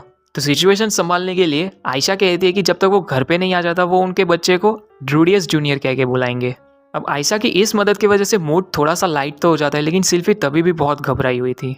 तो सिल्फी का मन शांत करने के लिए रूडी उसे किस करने जा रहा था, लेकिन उसकी दोनों बहनें उसे देख रही थी, लेकिन वो भी उन दोनों को एंजॉय करने देता है और सिल्फी को किस कर देता है। अब दूसरे दिन रूडी बाकी सब दोस्तों को भी अलविदा कहने के लिए जाता है। अब अलविदा कहने के बाद वो वाइस प्रिंसिपल के पास जाता है और लीव ऑफ एब्सेंस ले लेता है और लगे हाथों वो परमिशन भी ले लेता है बेगारिट कॉन्टिनेंट और टेलीपोर्टेशन की रिलेटेड बुक्स लेने के लिए। तो अब इसके साथ अलविदा कहने का टाइम आ चुका था। फिर वहाँ पे क्लिफ एलिना लेस को एक प्रोटोटाइप देता है जो उसने बनाया था, जिससे उसका श्राप जो है वो कमजोर हो सकता है। और वो रूडी को भी कहता है कि वो एलिना लेस का ख्याल रखे। क्लिफ एलिना लेस को कहता है कि जब वो वापस आएगी उसे शादी करनी है उससे। मगर एलिना लेस क्लिफ को कहती है कि वो बहुत ही खराब औरत है क्योंकि वो उसे बगैर कहे निकलने वाली थी। लेकिन क्लिफ ये बात नहीं सुनता और एलिना लेस को कहता है कि वो अपनी शादी मिलिस के रीति रिवाज से करना चाहता है। अब ये सुन के एलिना लेस का मन भर आता है और वो उसे आई लव यू कहती है। फिर वहाँ पे सिल्फी भी एक बार प्रॉपरली गुड बाय कहने के लिए आती है रूडी को। और फिर अच्छे से अलविदा कहने के बाद रूडी और एलिना लेस निकल चलते अपने सफ़र की ओर। वो दोनों सबसे पहले तो एक हफ्ते के लिए ट्रैवल करते उस टेलीपोर्टेशन सर्कल तक पहुंचने के लिए। फिर एक हफ्ते के बाद वो लोकेशन के एकदम नज़दीक पहुंच जाते हैं, लेकिन उसके आगे का रास्ता उनको पैदल ही तय करना था। फिर पैदल रास्ता तय करने के बाद वो उस लोकेशन पे पहुंच जाते हैं। तो अब जैसे नाना होशी ने इन्फॉर्मेशन दी थी उस हिसाब से रूडी उस बैरियर को रिलीज कर देता है। अब उस बैरियर के रिलीज होने के बाद उनके सामने एक एंशिएंट रूइंस आ जाता है। तो एलिना लेस और रूडी उसके अंदर जाते हैं और उसके एकदम डीपेस्ट फ्लोर में उनको टेलीपोर्टेशन सर्कल मिलता है। अब उस बुक की वजह से रूडी को मालूम था कि ये टेलीपोर्टेशन है वो 2 तरफी टेलीपोर्टेशन सर्कल है और इस टेलीपोर्टेशन सर्कल में जाने के लिए उन दोनों को हाथ पकड़ के जाना होगा। तो बगैर हिचकिचाए एलिना लेस और रूडी दोनों हाथ पकड़ के उस टेलीपोर्टेशन में चले जाते हैं और टेलीपोर्ट हो जाते हैं। अब ये टेलीपोर्टेशन सर्कल 2 तरफी था, इसीलिए एलिना लेस कंफर्म करने जाती है कि वो वापस से घर लौट सकती है कि नहीं। फिर इस टेलीपोर्टेशन सर्कल में जाने के बाद बहुत वक्त बीत गया और एलिना लेस वहाँ पे लौटी नहीं, तो रूडी वहाँ पे ऊपर जाता है सब चीज़ देखने के लिए। फिर थोड़े ही देर के बाद एलिना लेस वहाँ पे वापस लौट आती है। अब उसे गए हुए बहुत ही वक्त बीत चुका था, लेकिन एलिना लेस कहती है कि वो तुरंत ही टेलीपोर्टेशन सर्कल में आई थी। अब इससे रूडी को मालूम चल गया कि टाइम गैप होता है टेलीपोर्टेशन में। फिर वो दोनों बाहर जाते हैं और देखते हैं कि बेगारिट कॉन्टिनेंट एक रेगिस्तान है। अब सूरज ढलने ही वाला था, इसीलिए एलिना लेस कहती है कि आज की रात उन लोगों को यहीं पर बिता लेनी चाहिए। फिर वो रात बिताने के बाद दूसरे दिन वो लोग निकल पड़ते हैं राफान जाने के लिए। फिर जब दोनों रात को रेस्ट कर रहे थे, रूडी अपने आप को कंट्रोल नहीं कर पा रहा था। वो अपना हाथ एलिना लेस पे मारने जा रहा था, लेकिन रूडी को तुरंत होश आ जाता है और वो बाहर निकल आता है हवा खाने के लिए। लेकिन बाहर भी एक खूबसूरत लड़की उसको बुला रही थी, मगर एलिना लेस वहाँ पे आके उसको हटा देती है क्योंकि वो लड़की जो थी वो एक सक्यूबस डीमन थी। तो एलिना लेस उस सक्यूबस को तुरंत ही मार डालती है, लेकिन उसे मारने के बावजूद रूडी अभी भी होश में नहीं आ रहा था। इसीलिए एलिना लेस उसको तुरंत कहती है कि डिटॉक्सिफिकेशन यूज करे। अब डिटॉक्सिफिकेशन की वजह से वशीकरण खत्म हो जाता है और रूडी एलिना लेस से माफी मांगता है, मगर एलिना लेस भी उसका मजाक उड़ा रही थी कि वो कैसे कह रहा था कि उसे एक बार सोना है। फिर उसके बाद रूडी और एलिना लेस अपना सफ़र वापस से कंटिन्यू करते हैं। अब उनके सफ़र में उनके सामने एक बाजार आता है। वहाँ पे वो लोग पहले तो अपनी सप्लाईज वापस से रिफिल करते हैं और थोड़ी देर के लिए रेस्ट लेते हैं और खाने पीने के लिए। लेकिन उस रात एलिना लेस बाहर जा रही थी, तो रूडी उसको पूछता है कि वो कहाँ पे जा रही है। तो एलिना लेस कहती है कि वो लड़कों को ढूंढने जा रही है। अब जो उसका कर्ज था वो वापस इफेक्ट मार रहा था, इसीलिए रूडी ये बात समझता है और कुछ भी नहीं कहता। फिर इसके बाद वापस से वो लोग रफाइन जाने के लिए निकल पड़ते हैं, मगर रास्ते में उनके बहुत बड़ी अड़चन आ जाती है क्योंकि ज़मीन थी वो बहुत ही ऊंची थी आगे जाने के लिए। अब वो दोनों पूरा घूम के तो नहीं जा सकते थे, इससे टाइम बहुत ही वेस्ट होगा। इसीलिए रूडी अपने मैजिक से स्टोन पिलर बना देता है ऊपर जाने के लिए। लेकिन जैसे ही वो दोनों ऊपर जाते हैं, 2 ग्रिफिन कपल उन पे हमला कर देते हैं। तो रूडी और एलिना लेस दोनों एक एक पकड़ लेते हैं। रूडी तुरंत ही अपने ग्रिफिन को मार देता है और दूसरी ओर एलिना लेस को देखता है और उसकी मदद भी कर देता है। अब ऐसे ही सफ़र करते हुए एक और दिन बीत जाता है और जब रात को वो लोग खाने के लिए बैठे होते, रूडी एलिना लेस को कहता है कि थोड़ा मैनर्स रखे। अब रूडी को ऐसा डांटते हुए देख एलिना लेस को जेनिथ की याद आ जाती है। जेनिथ भी डिट्टो रूडी की तरह थी, जो उसे हमेशा डांटती रहती थी। इसे एलिना लेस को याद आता है कि जब वो पहली बार जेनिथ से मिली थी वो रूडी की उम्र की थी। उस टाइम जेनिथ बहुत ही मासूम थी, मगर पॉल ने उसे ज़बरदस्ती अपने ग्रुप में शामिल कर लिया था। अब पॉल ने कोई तो ऐसी गलती की थी कि वो एलिना लेस से माफ़ी मांगना चाहता था। अब रूडी वो जानना चाहता था कि पॉल ने वो क्या किया था, लेकिन एलिना लेस कहती है कि वो अगर अपने डैड का लव अफेयर ना जाने वही बेहतर होगा। अब ये बात तो रूडी भी समझता है क्योंकि पॉल का जो नेचर था उससे वो गैस लगा सकता है कि वो कितना छिछोरा था। अब ये रात भी वो लोग काट के वापस वो रापान के लिए निकल चलते हैं। फिर थोड़े दिन के बाद वो रापान सिटी पहुंच जाते हैं। अब सिटी ऑफ रापान तो पहुंच गए थे, लेकिन अब यहाँ पे उन लोगों को पॉल को ढूंढना था। तो एलिना लेस कहती है कि सबसे बेटर और सबसे अच्छी जगह गिल्ड होगी। तो ये दोनों पहले तो गिल्ड में पहुंच जाते हैं ढूंढने के लिए कि कोई पॉल या गीज कोई भी मिल जाए। लेकिन इनका किस्मत अच्छा था कि गीज उन लोगों को सामने ही मिल गया। गीज एलिना लेस को देखते ही पहचान जाता है और उसको थोड़ा सा शॉकिंग लगता है कि ये दोनों 6 महीने में ही बेगारिट कॉन्टिनेंट में आ गए। लेकिन ये मैटर साइड में एलिना लेस सबसे पहले तो जेनिथ के बारे में उसे पूछती है। तो गीज कहता है कि कुछ भी अच्छा नहीं हो रहा जेनिथ के मैटर में, मगर डिटेल में वो बाद में बताएगा। तो इसीलिए रूडी गीस को कहता है कि सबसे पहले तो वो उसे पॉल के पास ले जाए। तो गीस भी अचंभित हो गया रूडी को देख के, बहुत अरसा बीत चुका था उन दोनों को मिलके। तो एलिना लेस को लगा कि ये दोनों एक दूसरे को बहुत ही अच्छे से पहचानते हैं। तो गीस कहता है कि वो दोनों एक साथ पहले भी जेल में रह चुके हैं। मगर गीस वहाँ पे फिर सीरियस हो जाता है और कहता है कि पिछली बात याद करके अभी कोई फायदा नहीं है, वो भी उन दोनों को पॉल के पास ले जाएगा। अब वो लोग जो होटल में ठहर रहे थे, गीस उन लोगों को वहाँ पे लेके जाता है, लेकिन अंदर जाने से पहले इन दोनों को वो वार्निंग दे देता है कि पॉल की जो हालत है वो भी बहुत ही खराब है। इसीलिए वो एलिना लेस को स्पेसिफिकली कहता है कि अभी जो भी मनमुटाव है वो बाद में रखे अभी। और फिर वो दोनों अंदर जाते हैं और लिलिया उनको वहाँ पे देखती है। लिलिया पॉल को बताती है कि रूडी आ चुका है। तो जब पॉल रूडी को देखता है पहली बार में तो उसे यकीन ही नहीं होता कि रूडी उसके सामने खड़ा है। तो रूडी भी कहता है कि वो कोई सपना नहीं देख रहा, वो सही में यहाँ पे मौजूद है। अब पॉल की जो मानसिक स्थिति थी वो बहुत ही बिगड़ी हुई थी। वो रूडी को गले लगाता है और कहता है कि वो एक अच्छे पिता होने का फर्ज नहीं निभा पाया, क्योंकि ना ही वो अपना प्रॉमिस निभा पाया जो रूडी को किया था, ना ही वो उसकी माँ को बचा पाया। अब पॉल को ऐसी हालत में देखते हुए रूडी को ऐसा ही लगा कि भाई जो यहाँ पे आके उसने जो डिसीजन लिया है वो सही किया उसने। इसलिए वो पॉल को कहता है कि अब टेंशन ना ले, अब वो यहाँ पे है तो सब ठीक हो जाएगा। अब रूडी को ऐसा देख पॉल को लगने लग गया कि उसका बेटा बड़ा हो चुका है। तो रूडी कहता है कि वो बड़ा सही में हो चुका है, क्योंकि अब उसका भी बच्चा होने वाला है। अब ये सुन के पॉल उसके लिए खुश था, लेकिन वो साथ में वापस से माफी मांगने लग गया कि वो कितना बुरा पिता है। अब ये देख के रूडी का भी दिल टूट गया, क्योंकि पॉल जो हमेशा कॉन्फिडेंट रहता था वो आज कॉन्फिडेंस उसे कहीं पर भी नहीं दिख रहा। फिर वहाँ पे पॉल एलिना लेस को देखता है और वो उसकी तरफ जाता है। तो रूडी पॉल को कहता है कि वो उसे देखना भी नहीं चाहते थे, लेकिन फिर भी वो यहाँ पे मदद करने के लिए आई है। अब इन दोनों के बीच में जो भी हुआ था, जो भी मनमुटाव था, पॉल ये सब साइड में रखता है और अब नीचे बैठ के एलिना लेस से माफी मांगता है। तो एलिना लेस भी अपना गुस्सा जाने देती है और कहती है कि उस टाइम पे उसकी भी थोड़ी सी गलती थी, तो अब जो हो चुका वो हो चुका। ये दोनों वापस से दोस्त बन जाते हैं। फिर जब शांति से बैठते, पॉल वापस बात छेड़ता है कि एलिना लेस इतने दूर तक कैसे आ गई। उसे लगा रूडी के साथ वो एक बार तो सोई होगी।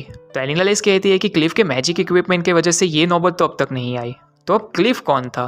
तो एलिना लेस कहती है कि वो उसका हस्बैंड है। तो पॉल ये मजाक उड़ाने लग गया कि किसका ऐसा टेस्ट है जो एलिना लेस से प्यार कर बैठा। तो रूडी पॉल को कहता है कि ये थोड़ा सा ज़्यादा हो गया, क्लिफ उसका दोस्त है और वो उसकी रिस्पेक्ट करता है। तो पॉल तुरंत वापस से माफ़ी मांग लेता है। फिर पॉल इन सब चीज़ों को साइड में रखता है और इन दोनों को बताता है कि जेनिथ यहाँ से नॉर्थ के लाइब्रेरिथ में कैद है, जो यहाँ से 1 दिन की दूरी पर है। अब 6 साल बीत चुके थे और इस टाइम में वो जिंदा है कि नहीं पॉल को तक मालूम नहीं। तो गेज वहाँ पे कहता है कि जो पार्टी इस लाइब्रेरिथ में पहले जा चुकी थी, उन्होंने इन लोगों को बताया था कि वहाँ पे जेनिथ की जैसी दिखने वाली उन लोगों को कोई दिखी थी। और जो पार्टी अभी रिसेंटली उस लाइब्रेरिथ में गई थी, उन लोगों ने भी ये सेम बात बताई। अब ये जो लाइब्रेरिथ थी वो बहुत ही पुरानी और ट्रबलसम थी, क्योंकि 1 साल कंटिन्यूसली एक्सप्लोर करने के बावजूद ये लोग आधे रास्ते तक भी नहीं पहुंचे थे लाइब्रेरिथ के। फिर वहाँ पे जो इनके पार्टी के 2 और मेंबर थे वो वहाँ पे आते। वो जो डॉर्फ था वो रूडी को पहचान जाते कि ये पॉल का लड़का ही होगा। अब इस डॉर्फ का नाम था टॉल हैंड। तो पॉल कहता है कि अब जब सभी लोग आ चुके हैं तो वापस से ये लोग चालू करते जो इन्फॉर्मेशन शेयरिंग कर रहे थे। तो अगर यही सब लोग थे तो रूडी पूछता है कि फिर रॉक्सी का क्या हुआ। अब रॉक्सी का नाम सुनते ही इन लोगों के एक्सप्रेशन जो है चेंज हो जाते हैं। इसीलिए पॉल रूडी को बताता है कि 1 महीने पहले रॉक्सी किसी ट्रैप में फंस चुकी थी लैब्रिंथ में। तो रूडी को ये इमेजिन भी नहीं करना था कि रॉक्सी मर चुकी थी। अब वो इतनी ताकतवर थी कि वो एक लैब्रिंथ अकेले पार कर सकती थी। तो फिर पॉल बताता है कि रॉक्सी ने किसी टेलीपोर्टेशन सर्कल में कदम रखा और फिर वहाँ से वो गायब हो गई थी। अब इसका मतलब ये हुआ कि रॉक्सी अब तक मरी तो नहीं है। तो अभी कहीं ना कहीं तो उम्मीद है कि वो रॉक्सी जिंदा हो सकती है, लेकिन 1 महीना हो गया था रॉक्सी को गायब हुए। तो एलिना लेस रूडी को जगाती है डिप्रेशन में जाने से पहले, क्योंकि अभी उनके सामने ज़्यादा इंपॉर्टेंट मैटर है। इसीलिए रूडी तुरंत होश में आ जाता है और पूछता है कि ये आखिर लैब्रिंथ कौन से लेवल का है। तो पॉल उसको बताता है कि इसकी डिफिकल्टी S रैंक की है और सबसे बुरी लैब्रिंथ है ये, जिसका नाम है टेलीपोर्टर लैब्रिंथ। अब रूडी ने इस लैब्रिंथ के बारे में पढ़ा था एक बुक में से जो उसे मैजिक एकेडमी में मिली थी, इसलिए वो ये बुक इन लोगों को बताता है। तो फिर पॉल इस बुक को गिस को बताता है और पढ़ने के बाद गिस खुश हो जाता है, क्योंकि यही चीज़ उन लोगों को चाहिए थी इस टेलीपोर्टर लैब्रिंथ के बारे में जानने के लिए। और इस बुक के आधार पर ये लोग आगे का प्लान बनाने लग जाते हैं कि अब लैब्रिंथ कैसे जाया जाए। अब प्लानिंग करते करते रात हो जाती है और रात को ये लोग फिर होटल के रूम में जाते हैं सोने के लिए। लिलिया कहती है कि पहली बार होगा कि ये तीनों दिन एक ही रूम शेयर कर रहे हैं, इसीलिए अगर पॉल के खराटे अगर जो उसे परेशान करे तो वो उसे मार सकता है। फिर लिलिया रूडी को आयशा के बारे में पूछती है कि वो अच्छा तो काम कर रही है ना वहाँ पे। तो रूडी कहता है कि आयशा घर के कामों में बहुत ही अच्छी है और वो सिल्फी की हमेशा मदद करती है हर एक काम में। मगर इन दोनों को बात करते हुए पॉल बहुत ही खुश हो रहा था, इसलिए फिर पॉल रूडी को उसके बच्चे के बारे में पूछता है। तो रूडी कहता है कि जब वो मैजिक यूनिवर्सिटी अटेंड कर रहा था वो वहाँ पे उसने शादी कर ली। पॉल को लगा कि उसने एरिश के साथ शादी की, लेकिन रूडी कहता है कि नहीं, उसने सिल्फी के साथ की है। पॉल को पक्का नहीं था, लेकिन उसको मालूम था कि सिल्फी वो ब्यूना विलेज में से थी और वो जिंदा थी। तो अब इसका मतलब हुआ कि रूडी की शादी हो गई और अब उससे बच्चा भी होने वाला है। तो अब पॉल दादा बनने वाला है। इसीलिए पॉल रूडी से वापस से माफ़ी मांगता है कि वो इतना नाकार है कि उसे ऐसे टाइम में यहाँ पे मदद करने के लिए आना पड़ा जब उसकी वाइफ प्रेग्नेंट है। इसीलिए पॉल हौसला बढ़ाने के लिए रूडी को कहता है कि जब वो लोग घर पे जाएंगे वो बहुत ही बड़ी पार्टी करेंगे, क्योंकि आखिर में ये उसकी पहली ग्रैंड चाइल्ड होगी इसीलिए। तो अब पॉल ये टॉपिक छेड़ता है कि रूडी ने आखिर में ये कर ही दिया। तो लिलिया पॉल को कहती है कि एक पिता होकर वो अपने बच्चे से ऐसी कैसी बातें कर रहा है, मगर पॉल कहता है कि ऐसी बड़ों वाली बात वो रूडी से हमेशा करना चाहता था, इसीलिए वो आज तो चांस छोड़ने वाला नहीं है, क्योंकि इससे रूडी जो चाहे वो पॉल को आज पूछ सकता है। अब ये सुन के लिलिया को थोड़ा सा अजीब लग रहा था, लेकिन पॉल उसको कहते हैं कि वो अजीब क्यों फील कर रही है, क्योंकि जब एक्शन का टाइम आता है वो बहुत ही एग्रेसिव बन जाती है कभी कभी। ये थोड़ी सी एम्बेरसिंग बात थी रूडी के सामने करने के लिए, लेकिन पॉल भी थोड़ा सा उसे टीस करता रह रहा था। फिर दूसरे दिन सुबह इनका टाइम आ गया था लैब्रिंथ में जाने का। तो अब एज यूजुअल लिलिया पीछे रहती है और पार्टी अंदर जाती है जेनिथ को ढूंढने के लिए। अब उस बुक के मुताबिक रूडी इन सबको कहता है कि जो मैजिक सर्कल है उसके ऊपर कदम ना रखे, लेकिन संभल के रहे, कई सारे मैजिक सर्कल ऐसे भी है जो चमकते नहीं है। अब थोड़ा आगे जाके उनके सामने एक स्पाइडर मॉन्स्टर आ जाता है, लेकिन थोड़ा सा कूल देखने के लिए पॉल आगे बढ़ जाता है उसे खत्म करने के लिए। पॉल बस रूडी को ये दिखाना चाहता था कि उसके पिता कितने कूल है, मगर एनिलालिस पॉल को रोकती है और कहती है कि उन लोगों ने ये फॉर्मेशन डिसाइड की थी कि वो आगे रहेगी, ना कि पॉल। मगर पॉल भी बहुत ही हल्के में ले रहा था, क्योंकि ये लैब्रिंथ का सिर्फ एक पहला फ्लोर था इसीलिए।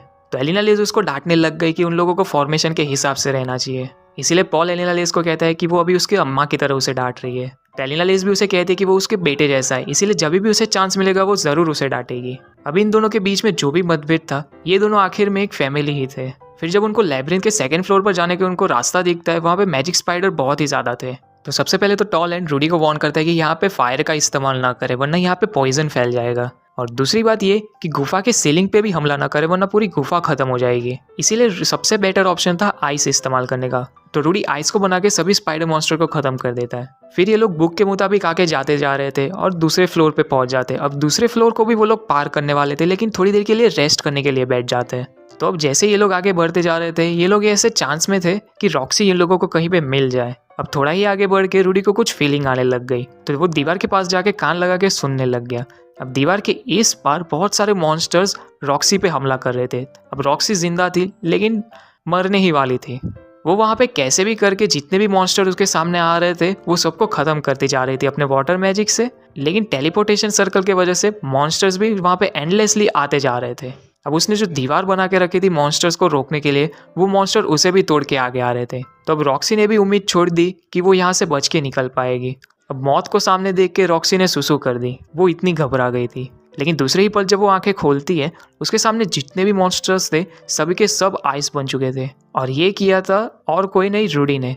अब एक अरसे के बाद ये दोनों एक दूसरे से मिले थे। तो अब जो रॉक्सी थी वो किसी ट्रैप में फंस के कहीं और टेलीपोर्ट हो गई थी, तो वो हड़बड़ाहट में वापस जाने का रास्ता ढूंढने जा रही थी और एक दीवार पे मार्किंग किए जा रही थी ताकि वो कहीं पे भटक ना जाए। लेकिन वो कितना भी ट्राई करे वो घूम फिर के वही रास्ते पे आ जाती थी। तो अब रॉक्सी को भी अंदर से फीलिंग आने लग गई कि भाई अब उसका काम खत्म ही होने वाला है। मगर रॉक्सी को कई बात का गम था, जैसे वो उसका सपना था कि वो एक टीचर बने और आखिर में अपने माँ बाप की तरह सेटल होकर खुश हो, और अपना ये सपना पूरा किए बगैर वो एक बहुत ही बदतर मौत मरने वाली थी। लेकिन उम्मीद पे तो दुनिया कायम है, इसलिए रॉक्सी भी अभी उम्मीद लगा के चल रही थी कि वो उसे मरना नहीं है। और किस्मत से ऊपर वाले ने रॉक्सी की इच्छा सुन ली और उसकी जान बच गई। अब रॉक्सी को आखिरी बार रूडी ने तब देखा था जब वो एक छोटा बच्चा था, इसलिए खुशी के मारे वो तुरंत उसे गले लगा लेता है। मगर रॉक्सी उसे पीछे धकेल देती है और हट जाती है वहाँ से, क्योंकि रॉक्सी को लगता है कि वो अभी बहुत बास मार रही है, क्योंकि वो इस लैब्रिंथ में 1 महीने से थी, ना ही नहाना धोना ब्रश वश कुछ भी नहीं था यहाँ पे। मगर रूडी कहता है कि इस बात से उसे कोई परेशानी नहीं है।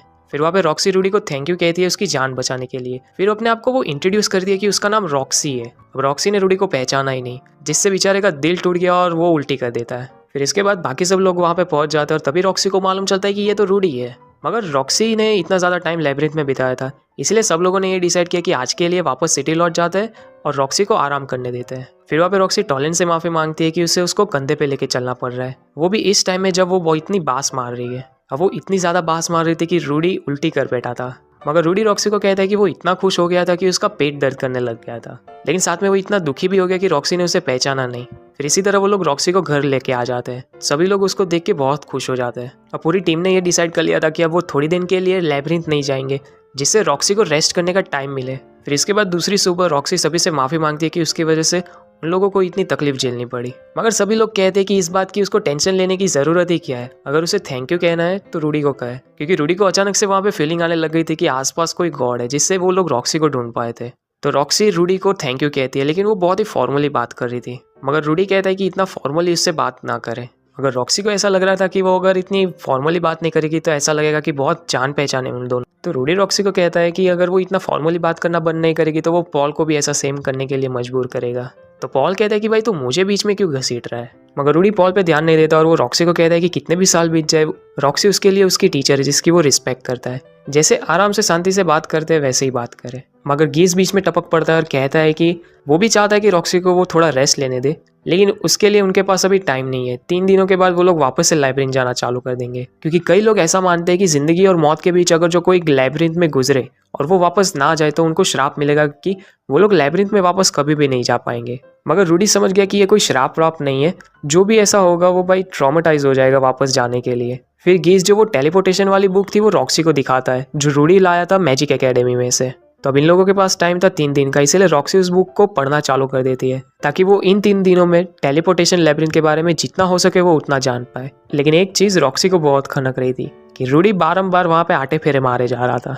इसीलिए वो रूडी को बुला के कहती है कि वो जो यहाँ पे घूम रहा है उसकी वजह से वो ध्यान नहीं लगा पा रही है। अब इससे रूडी मायूस हो जाता है, मगर रॉक्सी उसको कहती है कि उसके पास उतना फ्री टाइम है तो इस बुक के बारे में वो कुछ पूछना चाहती है उससे। मगर रॉक्सी के बाजू में बैठ के रूडी को ये नोटिस होता है कि रॉक्सी बहुत ही छोटी है, तो अगर जो वो उसके गोद में उससे बैठा ले तो वो आराम से उसे पकड़ सकता है।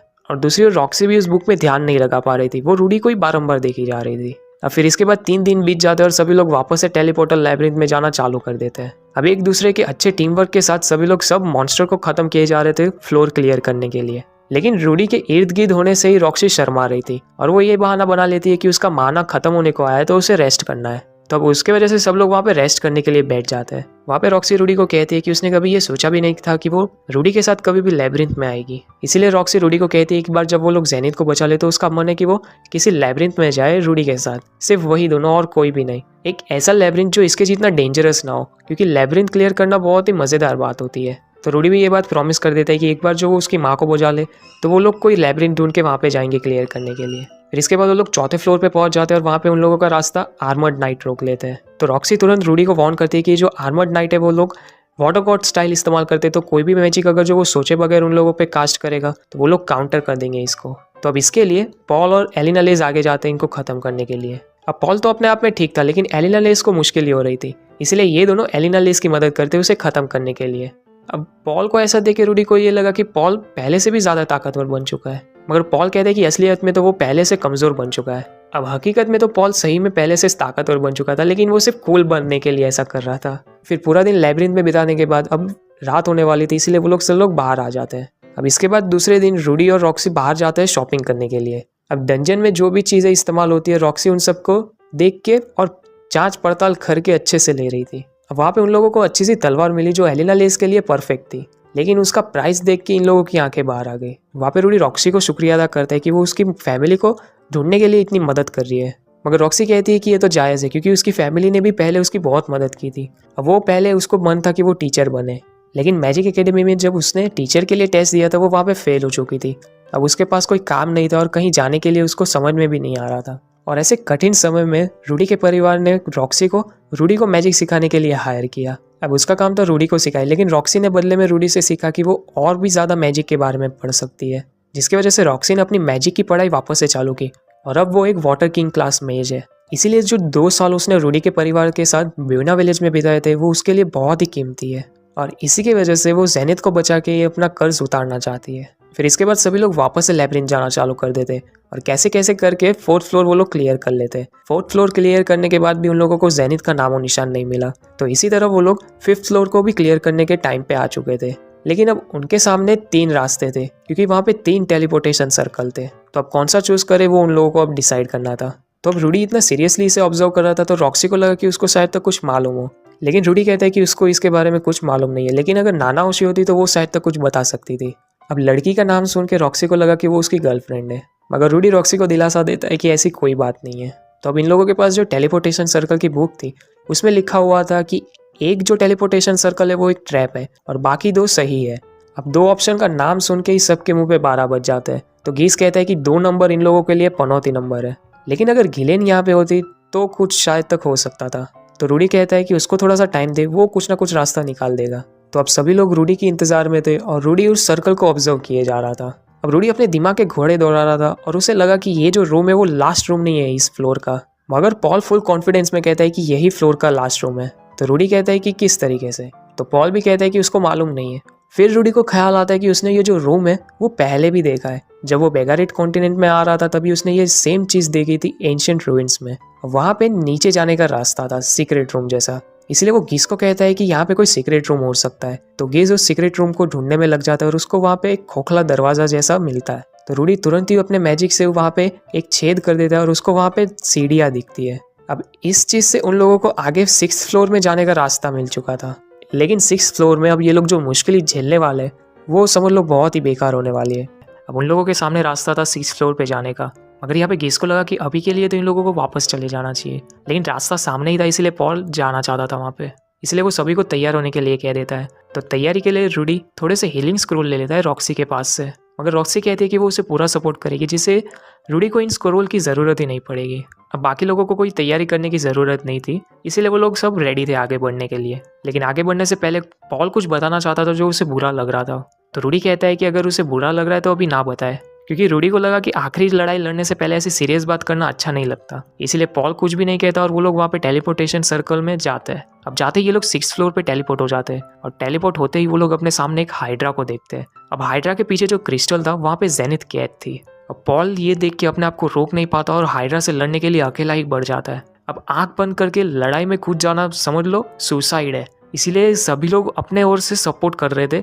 लेकिन मैजिक स्पेल उस हाइड्रा पे कुछ भी काम नहीं कर रहे थे। लेकिन पॉल उस हाइड्रा के नज़दीक पहुंच जाता है। वो हाइड्रा उस पर हमला तो करता है, लेकिन पॉल उसके सिर को ही काट डालता है। लेकिन इस तरीके से अकेले लड़ने के लिए कूदना पागलपंती थी। लेकिन थैंकफुली वहाँ पे एलिना लेज आ जाती है और पॉल को बचा लेती है। लेकिन उसकी ताकत पॉल के कंपेरेबल में नहीं थी, इसीलिए वो उस हाइड्रा के सिर को नहीं काट पाते। लेकिन शुक्र है रॉक्सी का जो वो वहाँ पे अपनी वाटर स्पेल इस्तेमाल करके इन दोनों को वापस पीछे खींच लेती है। और तभी टॉल हैंड आके आता है और एक अर्थ स्पेल इस्तेमाल करता है एक पूरा बहुत ही बड़ी चट्टान बनाने के लिए। अब वो चट्टान उस हाइड्रा पे गिराता है, लेकिन उसका भी कुछ असर नहीं होता। लेकिन रूडी ने ये नोटिस किया कि जब भी हाइड्रा स्पेल को कैंसिल करता है वो एक आवाज़ निकालता है। अब सिचुएशन को और ख़राब बनाने के लिए जो हाइड्रा का कटा हुआ सर था वो वापस आ जाता है। लेकिन पॉल भी जेनिथ को बचाने के लिए पागल हो चुका था और वो बड़े ही जा रहा था उस हाइड्रा से लड़ने के लिए। इसलिए गीस वहाँ पे स्मोक बॉम्ब का इस्तेमाल करता है पॉल को वहाँ पे ही रोक देने के लिए। लेकिन पॉल कहता है कि जेनिथ जस्ट उसके सामने, तो वो अभी पीछे कैसे हट जाए। तो एलिना लेस भी वहाँ पे आके पॉल को रोक दिया और पॉल इस बार समझ जाता है। तो ये जब तीनों वापस आ रहे थे, रूडी अपना मैजिक इस्तेमाल करके कोहरे को और घना कर देता है। अब इससे इन लोगों को पीछे हटने का चांस मिल गया। वो टेलीपोर्टेशन सर्कल में कदम रखते हैं और वापस 5th फ्लोर पे आ जाते हैं। अब वहाँ पे पहुँचते ही रूडी सबसे पहले तो एलिना लेस को हील करता है, क्योंकि वो घायल थी। लेकिन दूसरी ओर पॉल अपने आप पे बैरली काबू रख पा रहा था, इसलिए रूडी उसको वहाँ पे आके कहता है कि शांत रहे, क्योंकि उन लोगों को अभी मालूम नहीं है कि जेनिथ जिंदा है या मरी हुई है वहाँ पे। अब ये रूडी ने बहुत ही गलत कहा, क्योंकि जेनिथ उसकी माँ है। इसीलिए पॉल वहाँ पे गुस्सा हो जाता है कि वो अपनी माँ को देख के भी इतना शांत कैसे रह सकता है। तो रूडी भी कहता है कि अगर जो वो गुस्सा होगा इससे सिचुएशन कुछ बदल नहीं जाने वाली। पॉल की भी एक बात सही थी, वो कुछ ज़्यादा ही शांत था। अब जेनिथ उसकी माँ थी जिसने उसे बचपन से पाल पोस के बड़ा तो किया था, लेकिन रूडी उसके साथ इतना क्लोज नहीं था। अब 7 साल की उम्र में ही ये लोग बिछड़ चुके थे, इसीलिए अभी रूडी की फीलिंग्स बहुत ही कॉम्प्लिकेटेड थी। तो फिलहाल के लिए वो पॉल को कहता है कि अभी के लिए तो उन लोगों को करंट सिचुएशन के हिसाब से प्लान करना चाहिए, क्योंकि उस हाइड्रा की ताकत कुछ ज़्यादा ही खतरनाक है। एक तो रीजनरेशन एबिलिटी भी है उसके पास और एलिना लेस का डिफेंस भी उसके सामने काम नहीं कर रहा था। और साथ ही में उन लोगों को मालूम नहीं है कि जेनिथ जिंदा है या मर चुकी है वहाँ पे। लेकिन अभी भी पॉल शांत नहीं हो रहा था और अपना आपा खोते जा रहा था, क्योंकि रूडी बहुत ही शांत रह रहा था अपनी माँ को इस हालत में देखते हुए भी। इसलिए गीस वहाँ पे बीच में पड़ के पॉल को वहाँ पे हटा देता है। इसलिए ये मौका लेके सभी लोग बैठ जाते हैं अपने आगे की प्लानिंग करने के लिए। वहाँ पे रॉक्सी कहती है कि जिस तरीके से जेनिथ उस क्रिस्टल में कैद है उसका वो लोग कुछ कर सकते हैं, क्योंकि एलिना लेस भी किसी को जानती थी जो इसी सिचुएशन में था और वो जिंदा था अभी। लेकिन उनकी सबसे बड़ी प्रॉब्लम थी वो हाइड्रा। इस तरीके का हाइड्रा आज तक एलिना लेस ने भी नहीं देखा, और ऊपर से सिचुएशन और ख़राब करने के लिए उसके एक तो तगड़े स्केल्स थे और रीजनरेशन पावर थी। तो रॉक्सी ने कहा कि इस टाइप के हाइड्रा के बारे में उसने पढ़ा है, इसको मैनेटाइट हाइड्रा कहते हैं, जिसका दूसरा नाम डिमोनिक ड्रैगन भी है, जो अपने स्केल से माना को ऑब्जॉर्व करता है। तो अगर जो ये माना को ऑब्जॉर्व करता है तो कोई चांस ही नहीं है कि मैजिक इसके सामने यूजफुल होगा। लेकिन रॉक्सी कहती है कि अगर वो बहुत ही नज़दीक जाके मैजिक से हमला करे तो शायद तक वो डैमेज दे सकते हैं, लेकिन फिर भी उसके पास रीजनरेशन एबिलिटी है। तो रूडी कहता है कि जिस जगह उसे घाव दे वहाँ पे उसे जला दे तो उसकी रीजनरेशन एबिलिटी काम नहीं आएगी। अब रूडी ये ग्रीक मिथोलॉजी की बात कर रहा था, जहाँ पे हरक्यूलिस ने ऐसे सेम हाइड्रा को हराया था रीजनरेशन एबिलिटी वाले को, वो भी अब उसके घाव को जला के। अब ये प्लान सुनने में इतना बुरा नहीं था, इसलिए पॉल इस प्लान में सबके साथ था, क्योंकि इकलौता पॉल ही इतना ताकतवर है जो उन सभी सर को काट सकता है, और उस टाइम पे रूडी काम में आएगा उन सब को जलाने के लिए।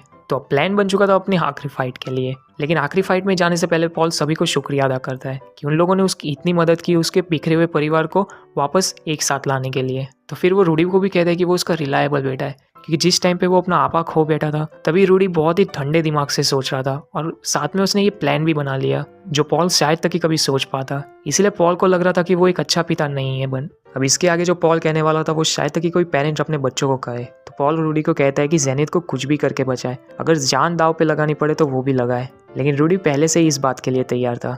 अब रूडी ये तो बात समझ गया कि पॉल उस पर बहुत ही भरोसा कर रहा है यहाँ पे, इसीलिए रूडी किसी भी तरीके से पॉल के भरोसे पे खरा उतरना चाहता था। अब इसी के साथ ये लोग वापस से 6th फ्लोर पे आ जाते हैं अपनी आखिरी बैटल के लिए। लेकिन इस बार अनऑर्गेनाइज नहीं, सभी लोग टीम वर्क के साथ आगे जा रहे थे। तो अब और एक चांस बनाने के लिए पॉल, एनिला लेज और टॉलेंट रूडी को एक चांस देते हैं। अब ये चांस लेते हुए वो नज़दीक से फायर स्पेल वार करता है। अब जिस घाव पे वो फायर स्पेल कास्ट करता है वो जला हुआ घाव वापस से रीजनरेट नहीं हो रहा था। अब इसी के साथ इन लोगों को एक उम्मीद मिल गई हाइड्रा को हराने की, इसीलिए पॉल आगे बढ़ते जा रहा था और रूडी उसे पीछे से सपोर्ट किए जा रहा था। अब पॉल तो अटैक करता, लेकिन डिफेंस में एलिना लेस थी जो रूडी को बचा के रख रही थी। मगर बदकिस्मती से वहाँ पे टॉलेंट उस हाइड्रा के हाथे चढ़ जाता है। तो पॉल एक सर को काट के तुरंत दूसरा सर भी काट देता है और टॉलेंट को बचा लेता है। और वहाँ पे पीछे से रूडी वापस से उन दोनों सर को जला देता है। अब ये प्लान उनका कारगर तो था, लेकिन रूडी को वहाँ पे लगा कि कुछ तो गलत बात है। और तभी उनमें से एक हाइड्रा का सर उस जले हुए घाव को काट डालता है, जिससे वो रीजनरेट हो सकता था वापस से। लेकिन एलिना ने ये चांस नहीं देती और अपना आइस मैजिक इस्तेमाल करती है और पीछे से रॉक्सी इस टाइम पे फायर मैजिक इस्तेमाल करती है। तो अब ये घाव पाके हाइड्रा अपना फायर ब्रेथ इस्तेमाल करने वाला था। रूडी ये बात समझ गया, इसलिए वो सभी लोगों को अपने करीब बुला लेता है और वहाँ पे वो एक वाटर बैरियर बना देता है तुरंत, जिससे वो हाइड्रा का फायर ब्रेथ कैंसिल कर देता है। और अब इसके बाद हाइड्रा के सिर्फ 3 ही सर बचे थे। तो पॉल तुरंत ही 2 सर को तो काट डालता है और रूडी उन दोनों को जला देता है। तो अब सिर्फ बचा एक ही सर। तो रूडी खुश हो गया कि वो लोग जीत रहे हैं। लेकिन इस तरीके का डिस्ट्रैक्शन भारी पड़ने वाला था, लेकिन पॉल उसे बचा लेता है। लेकिन रूडी इससे भी नहीं सीखता और वो बाकी सबकी हालत देखने के लिए खड़ा रह जाता है। लेकिन इस बार भी पॉल उसे बचा लेता है। अब होश में आते ही रूडी हाइड्रा के सर को अपने सामने देखता है, तो वो अपना हाथ सीधा उसकी आंख में ही घुसा डालता है। हाइड्रा बौखला जाता है इससे, मगर वहाँ पे रूडी अपना एक हाथ इस अटैक में घुमा देता है। तो इसका चांस लेते हुए रॉक्सी वहाँ पे फायर स्पेल इस्तेमाल करती है और हाइड्रा इतना डिस्ट्रैक्टेड था कि वो उसे न्यूट्रलाइज नहीं कर पाया और मारा जाता है। अब रूडी का एक हाथ कट चुका था, तो वो वहाँ पे इमरजेंसी हीलिंग अपने आप पे कास्ट करता है। लेकिन चलो इतना तो अच्छा था कि हाइड्रा खत्म हो चुका था, लेकिन हाइड्रा को खत्म करने की कीमत पॉल ने चुकाई थी अपनी जान देके। अब ये सीन बहुत ही वायलेंस भरा था, इसीलिए वो मैं दिखा तो नहीं सकता, लेकिन उसके नीचे का हिस्सा था वो पूरा कट चुका था।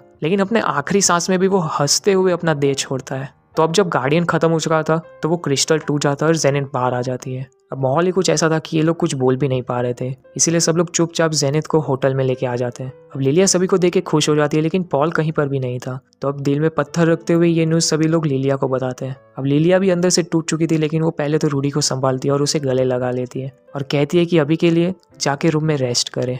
अब यहाँ पे आने से पहले इन लोगों ने पॉल का अंतिम संस्कार लाइब्रेरिथ में ही कर दिया था। और बदकिस्मती भी देखो, रूडी के पास कोई भी चीज़ नहीं थी पॉल की अस्थियाँ स्टोर करने के लिए, इसीलिए उसे वापस खाली हाथ आना पड़ा। लेकिन इसके बावजूद रूडी अपने आप को संभालने की कोशिश कर रहा था। फिर थोड़ी दिनों के बाद जेनिथ भी होश में आ जाती है, लेकिन वो रूडी को नहीं पहचान रही थी। तो लिलिया उसे याद करवाने की ट्राई तो करती है कि ये उसका बेटा है, लेकिन जेनिथ को भी कुछ याद नहीं आ रहा था और वो बोलना चाह रही थी लेकिन वो बोल नहीं पा रही थी, जिससे लिलिया और रूडी समझ गई कि जेनिथ की अब यही हालत रहने वाली है की याद आती है। क्योंकि रूडी ये सोचा था कि क्या उसके पिछले पेरेंट्स जो थे वो उसके लिए कभी भी चिंता करते थे या नहीं, क्योंकि रूडी ने कभी ये जानने की कोशिश भी नहीं की और जब उसके माता पिता मारे गए तो वो उनके अंतिम संस्कार में भी नहीं गया था। इसीलिए रूडी हमेशा सोचता था कि उसे कम से कम अंतिम संस्कार में तो जाना चाहिए था। तभी वो आंखें खोलता है और पॉल की तलवार को लेके वो बैठा हुआ था। तभी रूडी ये कहता है कि उसके जैसे फेक बेटे को पॉल को बचाना नहीं चाहिए था, उसने कभी भी पॉल को अपना पिता माना भी नहीं था। अब पॉल के पास आयशा और नॉम थी, उसकी 2 बेटी, और साथ में उसकी 2 वाइफ भी थी, जेनिथ और लिलिया। उसे उन लोगों के बारे में चिंता करनी चाहिए थी। तो अब रूडी ये समझ नहीं पा रहा था कि आखिर वो क्या करे। पॉल के तो आखिरी शब्द ये थे कि वो रूडी को बहुत ही रिलायबल बेटा मानता है, और फिर भी रूडी ने कभी भी पॉल को अपना पिता नहीं माना। अभी इस बात का दुख रूडी को अपनी पूरी जिंदगी रहने वाला है। अब रूडी इतना डिप्रेस्ड हो चुका था कि वो अपने रूम से बाहर भी नहीं निकल रहा था, इसीलिए वहाँ पे रॉक्सी आती है उसे मिलने के लिए। अब रॉक्सी रूडी को बाहर ले जाना चाहती थी ताकि थोड़ा सा अगर वेदर चेंज होगा तो उसका मूड भी थोड़ा अच्छा होगा, मगर रूडी साफ साफ कह देता है कि उसका अभी मूड नहीं है। अब ये बात एक्सपेक्टेड थी, इसलिए रॉक्सी दरवाज़ा बंद कर देती है और रूडी के पास आके बैठ जाती है। अब रॉक्सी कहती है कि पॉल और जेनिथ के बारे में तो उसे भी बुरा लग रहा था। रॉक्सी को अभी भी क्लियरली याद है कि उसने कितना अच्छा टाइम स्पेंड किया था ब्यूनो विलेज में रूडी के परिवार के साथ, इसीलिए वो जो टाइम था रॉक्सी के लिए सबसे हैप्पीएस्ट टाइम था उसकी ज़िंदगी का। फिर वो रूडी को समझाने की ट्राई करती है कि एज एन एडवेंचरर इतना कॉमन नहीं है कि आपके जो क्लोज लोग हो वो मारे जाए, क्योंकि ये दर्द से वो भी एक बार गुजरी है। तो रूडी भी रॉक्सी को कहता है कि इतना झूठ ना बोले, उसके पेरेंट्स अभी भी जिंदा है। इसीलिए वो रॉक्सी पे गुस्सा हो जाता है कि ऐसी बातें कैजुअली ना बोले उसे, क्योंकि रूडी को अब तक लग रहा था कि उसने अपनी ज़िंदगी की नई शुरुआत की थी। तब से अब तक सब कुछ अच्छा चल रहा था, मगर जो सबसे इम्पोर्टेंट चीज़ थी उसकी ज़िंदगी में, उसकी फैमिली, उसने कभी भी उस पर ध्यान नहीं दिया। तो रॉक्सी उसे गले लगा लेती है और उसे सहारा देने की ट्राई करती है और याद दिलाती है कि उसने जब उसे पहली बार ब्यूनो विलेज में देखा था तभी रॉक्सी को लगा था कि ये बच्चा बहुत ही टैलेंटेड है। और रूडी के माता पिता पॉल और जेनिथ, उन्होंने भी रॉक्सी को बहुत ही अच्छे से ट्रीट किया था और उन दोनों की वजह से ही मालूम चला था रॉक्सी को कि फैमिली क्या होती है। इसीलिए रॉक्सी इन लोगों को हमेशा अपने सेकंड फैमिली मानती थी। इसीलिए रॉक्सी ये चाहती थी कि रूडी अपना गम उसके साथ शेयर करे, क्योंकि भले ही वो रूडी से बहुत ही छोटी हो लेकिन उम्र में वो उससे ज़्यादा बड़ी है और अगर जो एक दूसरे का सहारा बन के वो चले तो वो दर्द भी अपना कम कर सकते हैं। रूडी को ये बात अच्छी नहीं लग रही थी, इसीलिए वो उठ के जा रहा था, मगर रॉक्सी उसे रोक लेती है और बिस्तर पे सुला देती है। अब वो यहाँ से क्लियर था कि वो क्या करना चाहती है, इसीलिए वो रूडी को कहती है कि सब कुछ सही है, आगे का जो भी है वो उस पर छोड़ दे। अब यहाँ से इन दोनों का एक्शन चालू होता है, लेकिन ये एक्शन भी ज़रूरी था। अगर जो रॉक्सी ये नहीं करती तो रूडी बहुत ही डिप्रेशन में चला जाता और इसकी वजह से उसका बचा कुचा जो परिवार था वो भी टूट जाता। तो दूसरी सुबह रूडी को मालूम चलता है कि उसने क्या किया है और जब रॉक्सी उठती है तभी वो बहुत शर्मा जाती है इससे।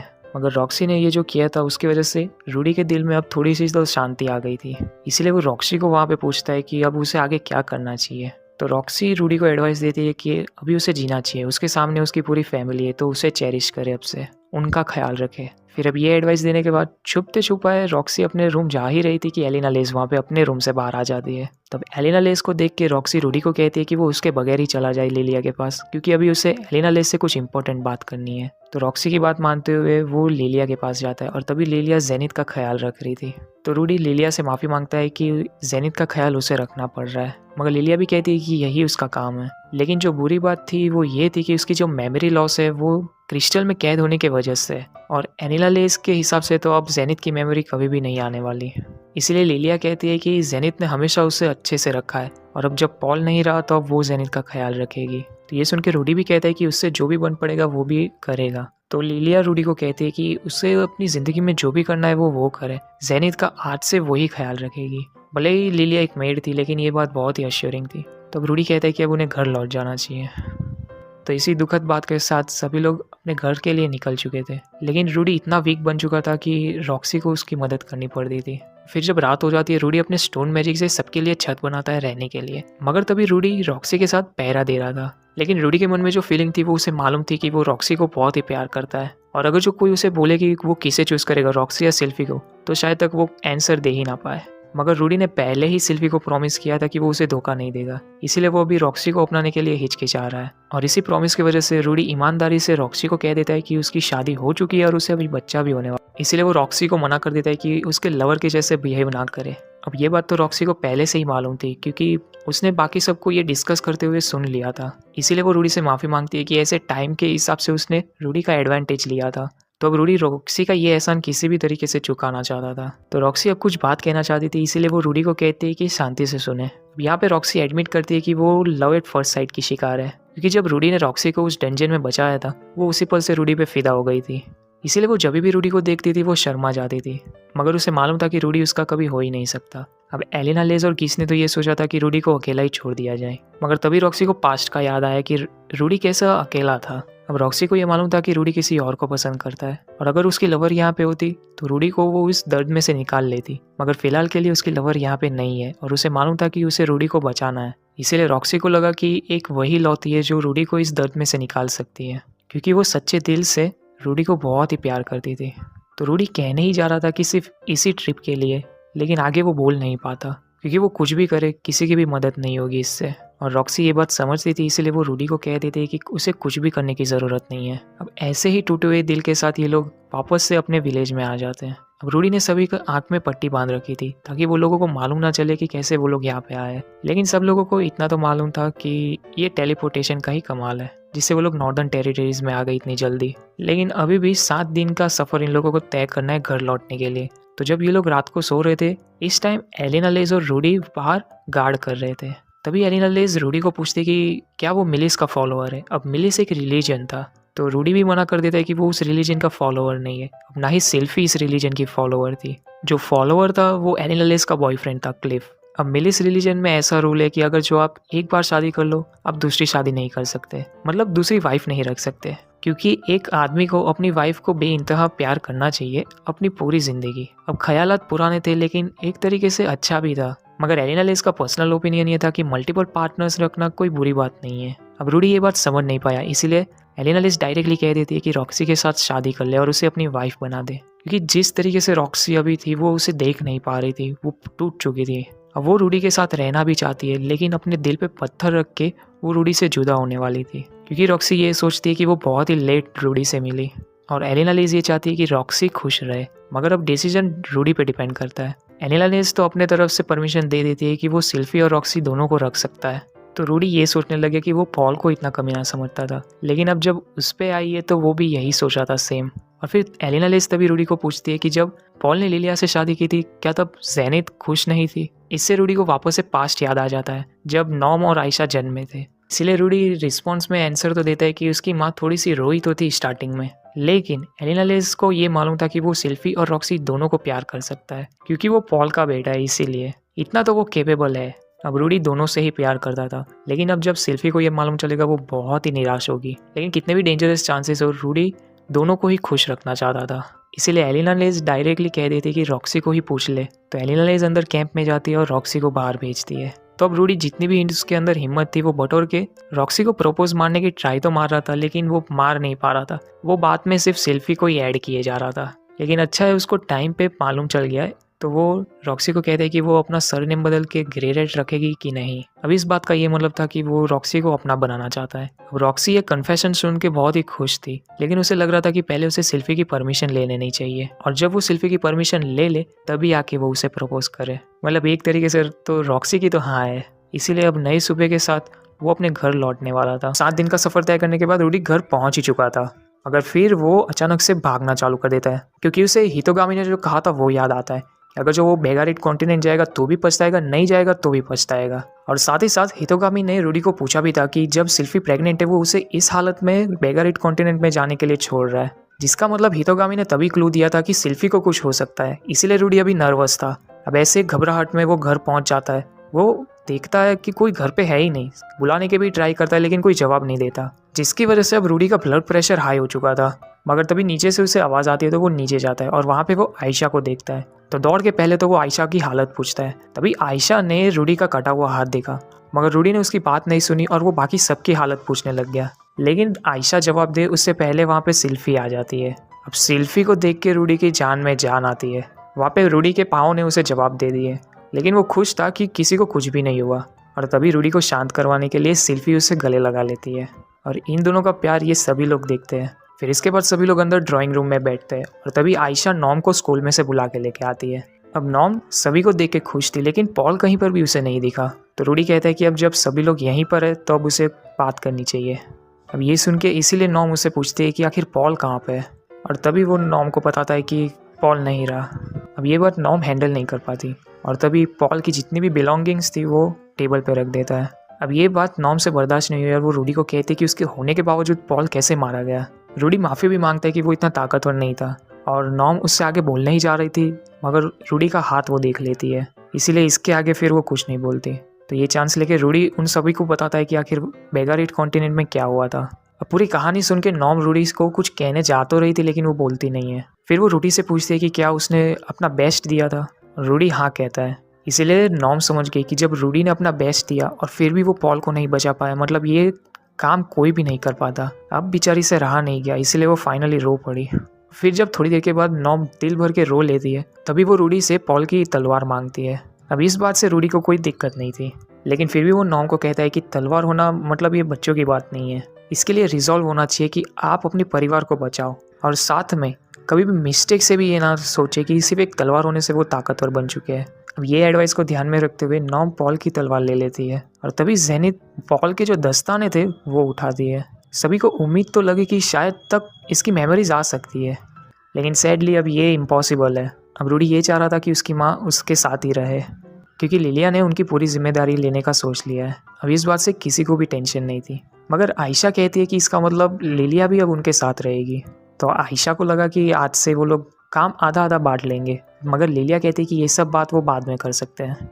और तभी नॉम आयशा को समझाती है कि उसे इतना टफ बनने की ज़रूरत नहीं है। रूडी का भी सेम ओपिनियन था, इसीलिए वो वहाँ पे लिलिया को जाके गले लगा लेती है। मगर इसके बाद बाकी सभी लोगों ने सोच लिया कि वो लोग होटल में रहेंगे, तो रूडी कहता है कि वो चाहे तो यहाँ पर भी रह सकते हैं। मगर तभी गीस कहता है कि वो और बाकी सब ये सोचे कि उन लोगों को अब उनके फैमिली के मोमेंट पे बीच में नहीं आना चाहिए।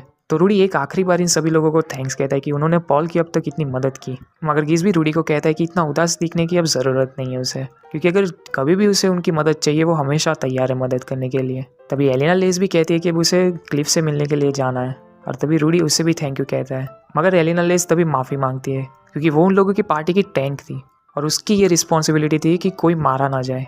मगर रूडी कहता है कि वो उसे ब्लेम नहीं करता और ना ही इन लोगों को भी। तो प्रिसाइसली एलिना लेस कहती है कि ऐसा ही बात है तो वो खुद को भी ब्लेम ना करे। फिर जाने से पहले वो सिल्फी को भी कहती है कि रूडी उससे बहुत प्यार करता है। अब सिल्फी ये इशारा समझ गई और तभी एलिना लेस और बाकी सब निकल जाते हैं वहाँ से।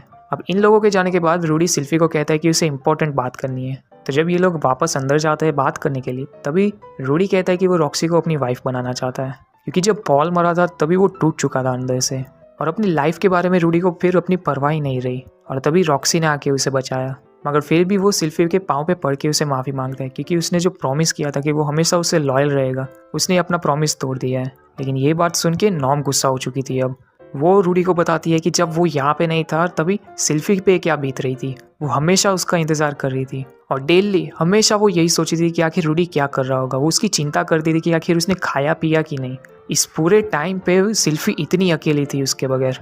नॉम कहती है कि वो ये बात समझती है कि वो पॉल को नहीं बचा पाया, और इस बात के लिए वो कभी भी रूडी को कसूरवार ठहराएगी भी नहीं। मगर वो बात और ये बात दोनों अलग है। इसीलिए नॉम गुस्सा हो रही थी कि आखिर एक वाइफ के होने के बावजूद उसकी हिम्मत भी कैसे हुई दूसरी औरत के पास जाने की। तो रूडी भी कहता है कि इसका ये कोई इरादा नहीं था, मगर रॉक्सी ने भी अपनी फीलिंग्स दाव पे लगाई थी उसे बचाने के लिए। तो ये चीज़ तो सिल्फी भी करती अगर जो वहाँ पे होती तो। इसलिए रूडी कहता है कि नॉम को तो ये बात समझनी चाहिए कि कैसे हेल्पलेस फीलिंग आती है जब आप अपने आप को एक रूम में बंद कर लो, और तभी जब कोई आपको ऐसे मोमेंट पे बचाए तो आप उसको कैसे साइड में हटा सकते हो। मगर नॉम कहती है कि वो और ये मैटर दोनों अलग अलग है, और वैसे भी उसने आखिर इतनी छोटी लड़की को पसंद भी कैसे किया। तो रॉक्सी कहती है कि वो भले ही छोटी है लेकिन वो एक अडल्ट है। तो नॉम कहती है कि अगर जो वो अडल्ट है तो वो इतनी बेशर्म कैसे हो सकती है कि दूसरों के रिलेशनशिप में वो आए। अब ये थोड़ा एक्सट्रीम था सही में। इसलिए रूडी भी कहता है कि वो ये चाहता था कि रॉक्सी उसकी वाइफ बने। इसीलिए अगर उसे ब्लेम करना है तो उसे ब्लेम करे, ना कि रॉक्सी को, क्योंकि रॉक्सी ने तो पीछे हटने की ट्राई भी की थी रूडी के लिए। तो नॉम कहती है कि अगर जो वो उससे दूर जाना चाहती थी तो अभी यहाँ पे क्या कर रही है। सिंपली वो बस रूडी का एडवांटेज लेना चाहती है। अब बहुत हो चुका था, इसीलिए रॉक्सी कहती है कि हाँ है वो बेशरम, और उसके लिए वो माफ़ी भी मांगती है। अब ये कह के वो वापस जा रही थी, और ये देख के रूडी का दिल टूट रहा था। मगर वो रॉक्सी को रोके इससे पहले सिल्फी रॉक्सी को रोक लेती है। तभी भी रॉक्सी रुक नहीं रही थी, इसीलिए सिल्फी को वहाँ पे जाके उसको रोकना पड़ता है। तभी वो देखती है कि बेचारी सही में रो रही थी। अब सिल्फी वहाँ पर नॉम को थैंक यू कहती है कि उसके बिहाफ पे उसने इतना सारा बोला। इसके बाद वो रॉक्सी को पूछती है कि उसने रूडी की जान बचाई। तो रॉक्सी हाँ कहती है, मगर कहती है कि उसके अल्टीरियर मोटिव्स भी थे इसके पीछे। तो सिल्फी भी कहती है कि अगर अल्टीरियर मोटिव्स नहीं होते तो वो रॉक्सी पे यकीन भी नहीं करती। और ईमानदारी से कहे तो सिल्फी को ये मालूम था कि रूडी एक ना एक दिन दूसरी वाइफ तो लाएगा ही, क्योंकि उसे पहले से मालूम था जब वो रूडी के साथ नहीं रहेगी तो रूडी किसी ना किसी के साथ तो करेगा। और इसी की वजह से जब उसने रॉक्सी को देखा था कि कैसे वो रूडी को देख रही है, वो तभी समझ गई थी। अब सिल्फी को रॉक्सी के बारे में पहले से मालूम था, क्योंकि रूडी हमेशा उसके बारे में उसे बताता था।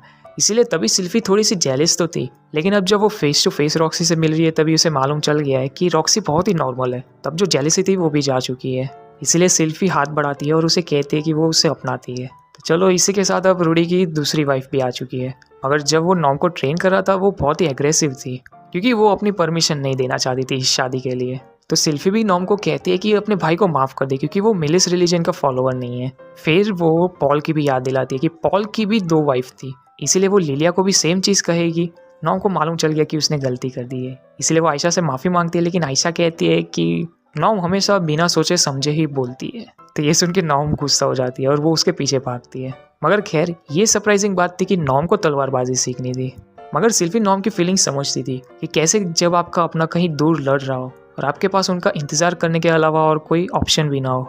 फिर रॉक्सी सिल्फी को पूछती है कि उसकी डिलीवरी डेट कब आने वाली है। तो सिल्फी कहती है कि अब 1 महीने से भी कम टाइम बचा हुआ है, लेकिन अगर उन्हें शादी करनी है तो उसकी डिलीवरी तक का इंतज़ार ना करे। सिल्फी कहती है मगर रॉक्सी कहती है कि वो ऑलरेडी गिल्टी फील करती है ये सब के लिए, इसीलिए वो उसकी डिलीवरी तक इंतज़ार करेगी। क्या ही सिचुएशन है यार, 2 वाइफ। अब ऐसी सब चीज़ें देख के जेलसी होती है। अब 1 महीना ऐसे ही बीत गया और फाइनली सिल्फी ने अपने बच्चे को जन्म दिया। अब ये एक लड़की थी और सिल्फी इस बात से खुश थी कि उसकी लड़की के ग्रीन बाल नहीं है। मगर अभी के लिए तो सिल्फी ये चाहती थी कि रूडी अपनी बच्ची को गोद में ले, और अपनी बेटी को देख के रूडी रो पड़ता है खुशी के मारे। फिर टाइम मिलने के बाद वो पॉल के कब्र पे जाता है, उसे बताने के लिए कि वो भी पिता बन चुका है। अब पॉल ने अपनी जान दे दी थी रूडी को बचाने के लिए, जिसकी वजह से वो अपनी बेटी का चेहरा देख पाया था। इसीलिए वो पॉल का हमेशा शुक्रगुजार रहेगा। और फिर वो अपनी बेटी का नाम बताता है कि उसने अपनी बेटी का नाम लूसी रखा है। और इसी खुशखबरी के साथ वो ये भी बताता है कि वो रॉक्सी को भी अपनी वाइफ बनाने वाला है, बिल्कुल जैसे पॉल ने 2 वाइफ रखी थी, वो भी वो 2 वाइफ रख रहा है। मगर फिर वो पॉल से माफ़ी मांगता है कि वो अब तक इतना बुरा बेटा बन के रहा और उसने आज तक पॉल को कभी अपना पिता नहीं माना। लेकिन इस समय पे वो ये मानता है कि पॉल अब उसका पिता है। इसलिए रूडी प्रॉमिस करता है कि वो अब से अपना बेस्ट देगा अपने परिवार को बचाने के लिए, बिल्कुल जैसे पॉल ने किया। फिर ये कह के जब वो वापस घर जा रहा था तभी उसे पीछे से हवा का धक्का लगता है, जिससे उसे महसूस होता है कि जैसे अभी पॉल देख ही रहा था उसे। अब ये सीज़न 2 का एंड तो था, लेकिन सीरीज़ का एंड नहीं है। सीज़न 3 ऑलरेडी अनाउंस हो चुका है कि प्रोडक्शन में, इसीलिए अब या तो 1 या 2 साल मैक्सिमम अपने को वेट करना होगा सीज़न 3 देखने के लिए। तो अगर इसका सीज़न 3 भी देखना हो तो यार सब्सक्राइब करना, बेल आइकन दबाना और लाइक तो ज़रूर से करना, ताकि इसके अपडेट आपको पहले ही मेरे चैनल पर मिल जाए।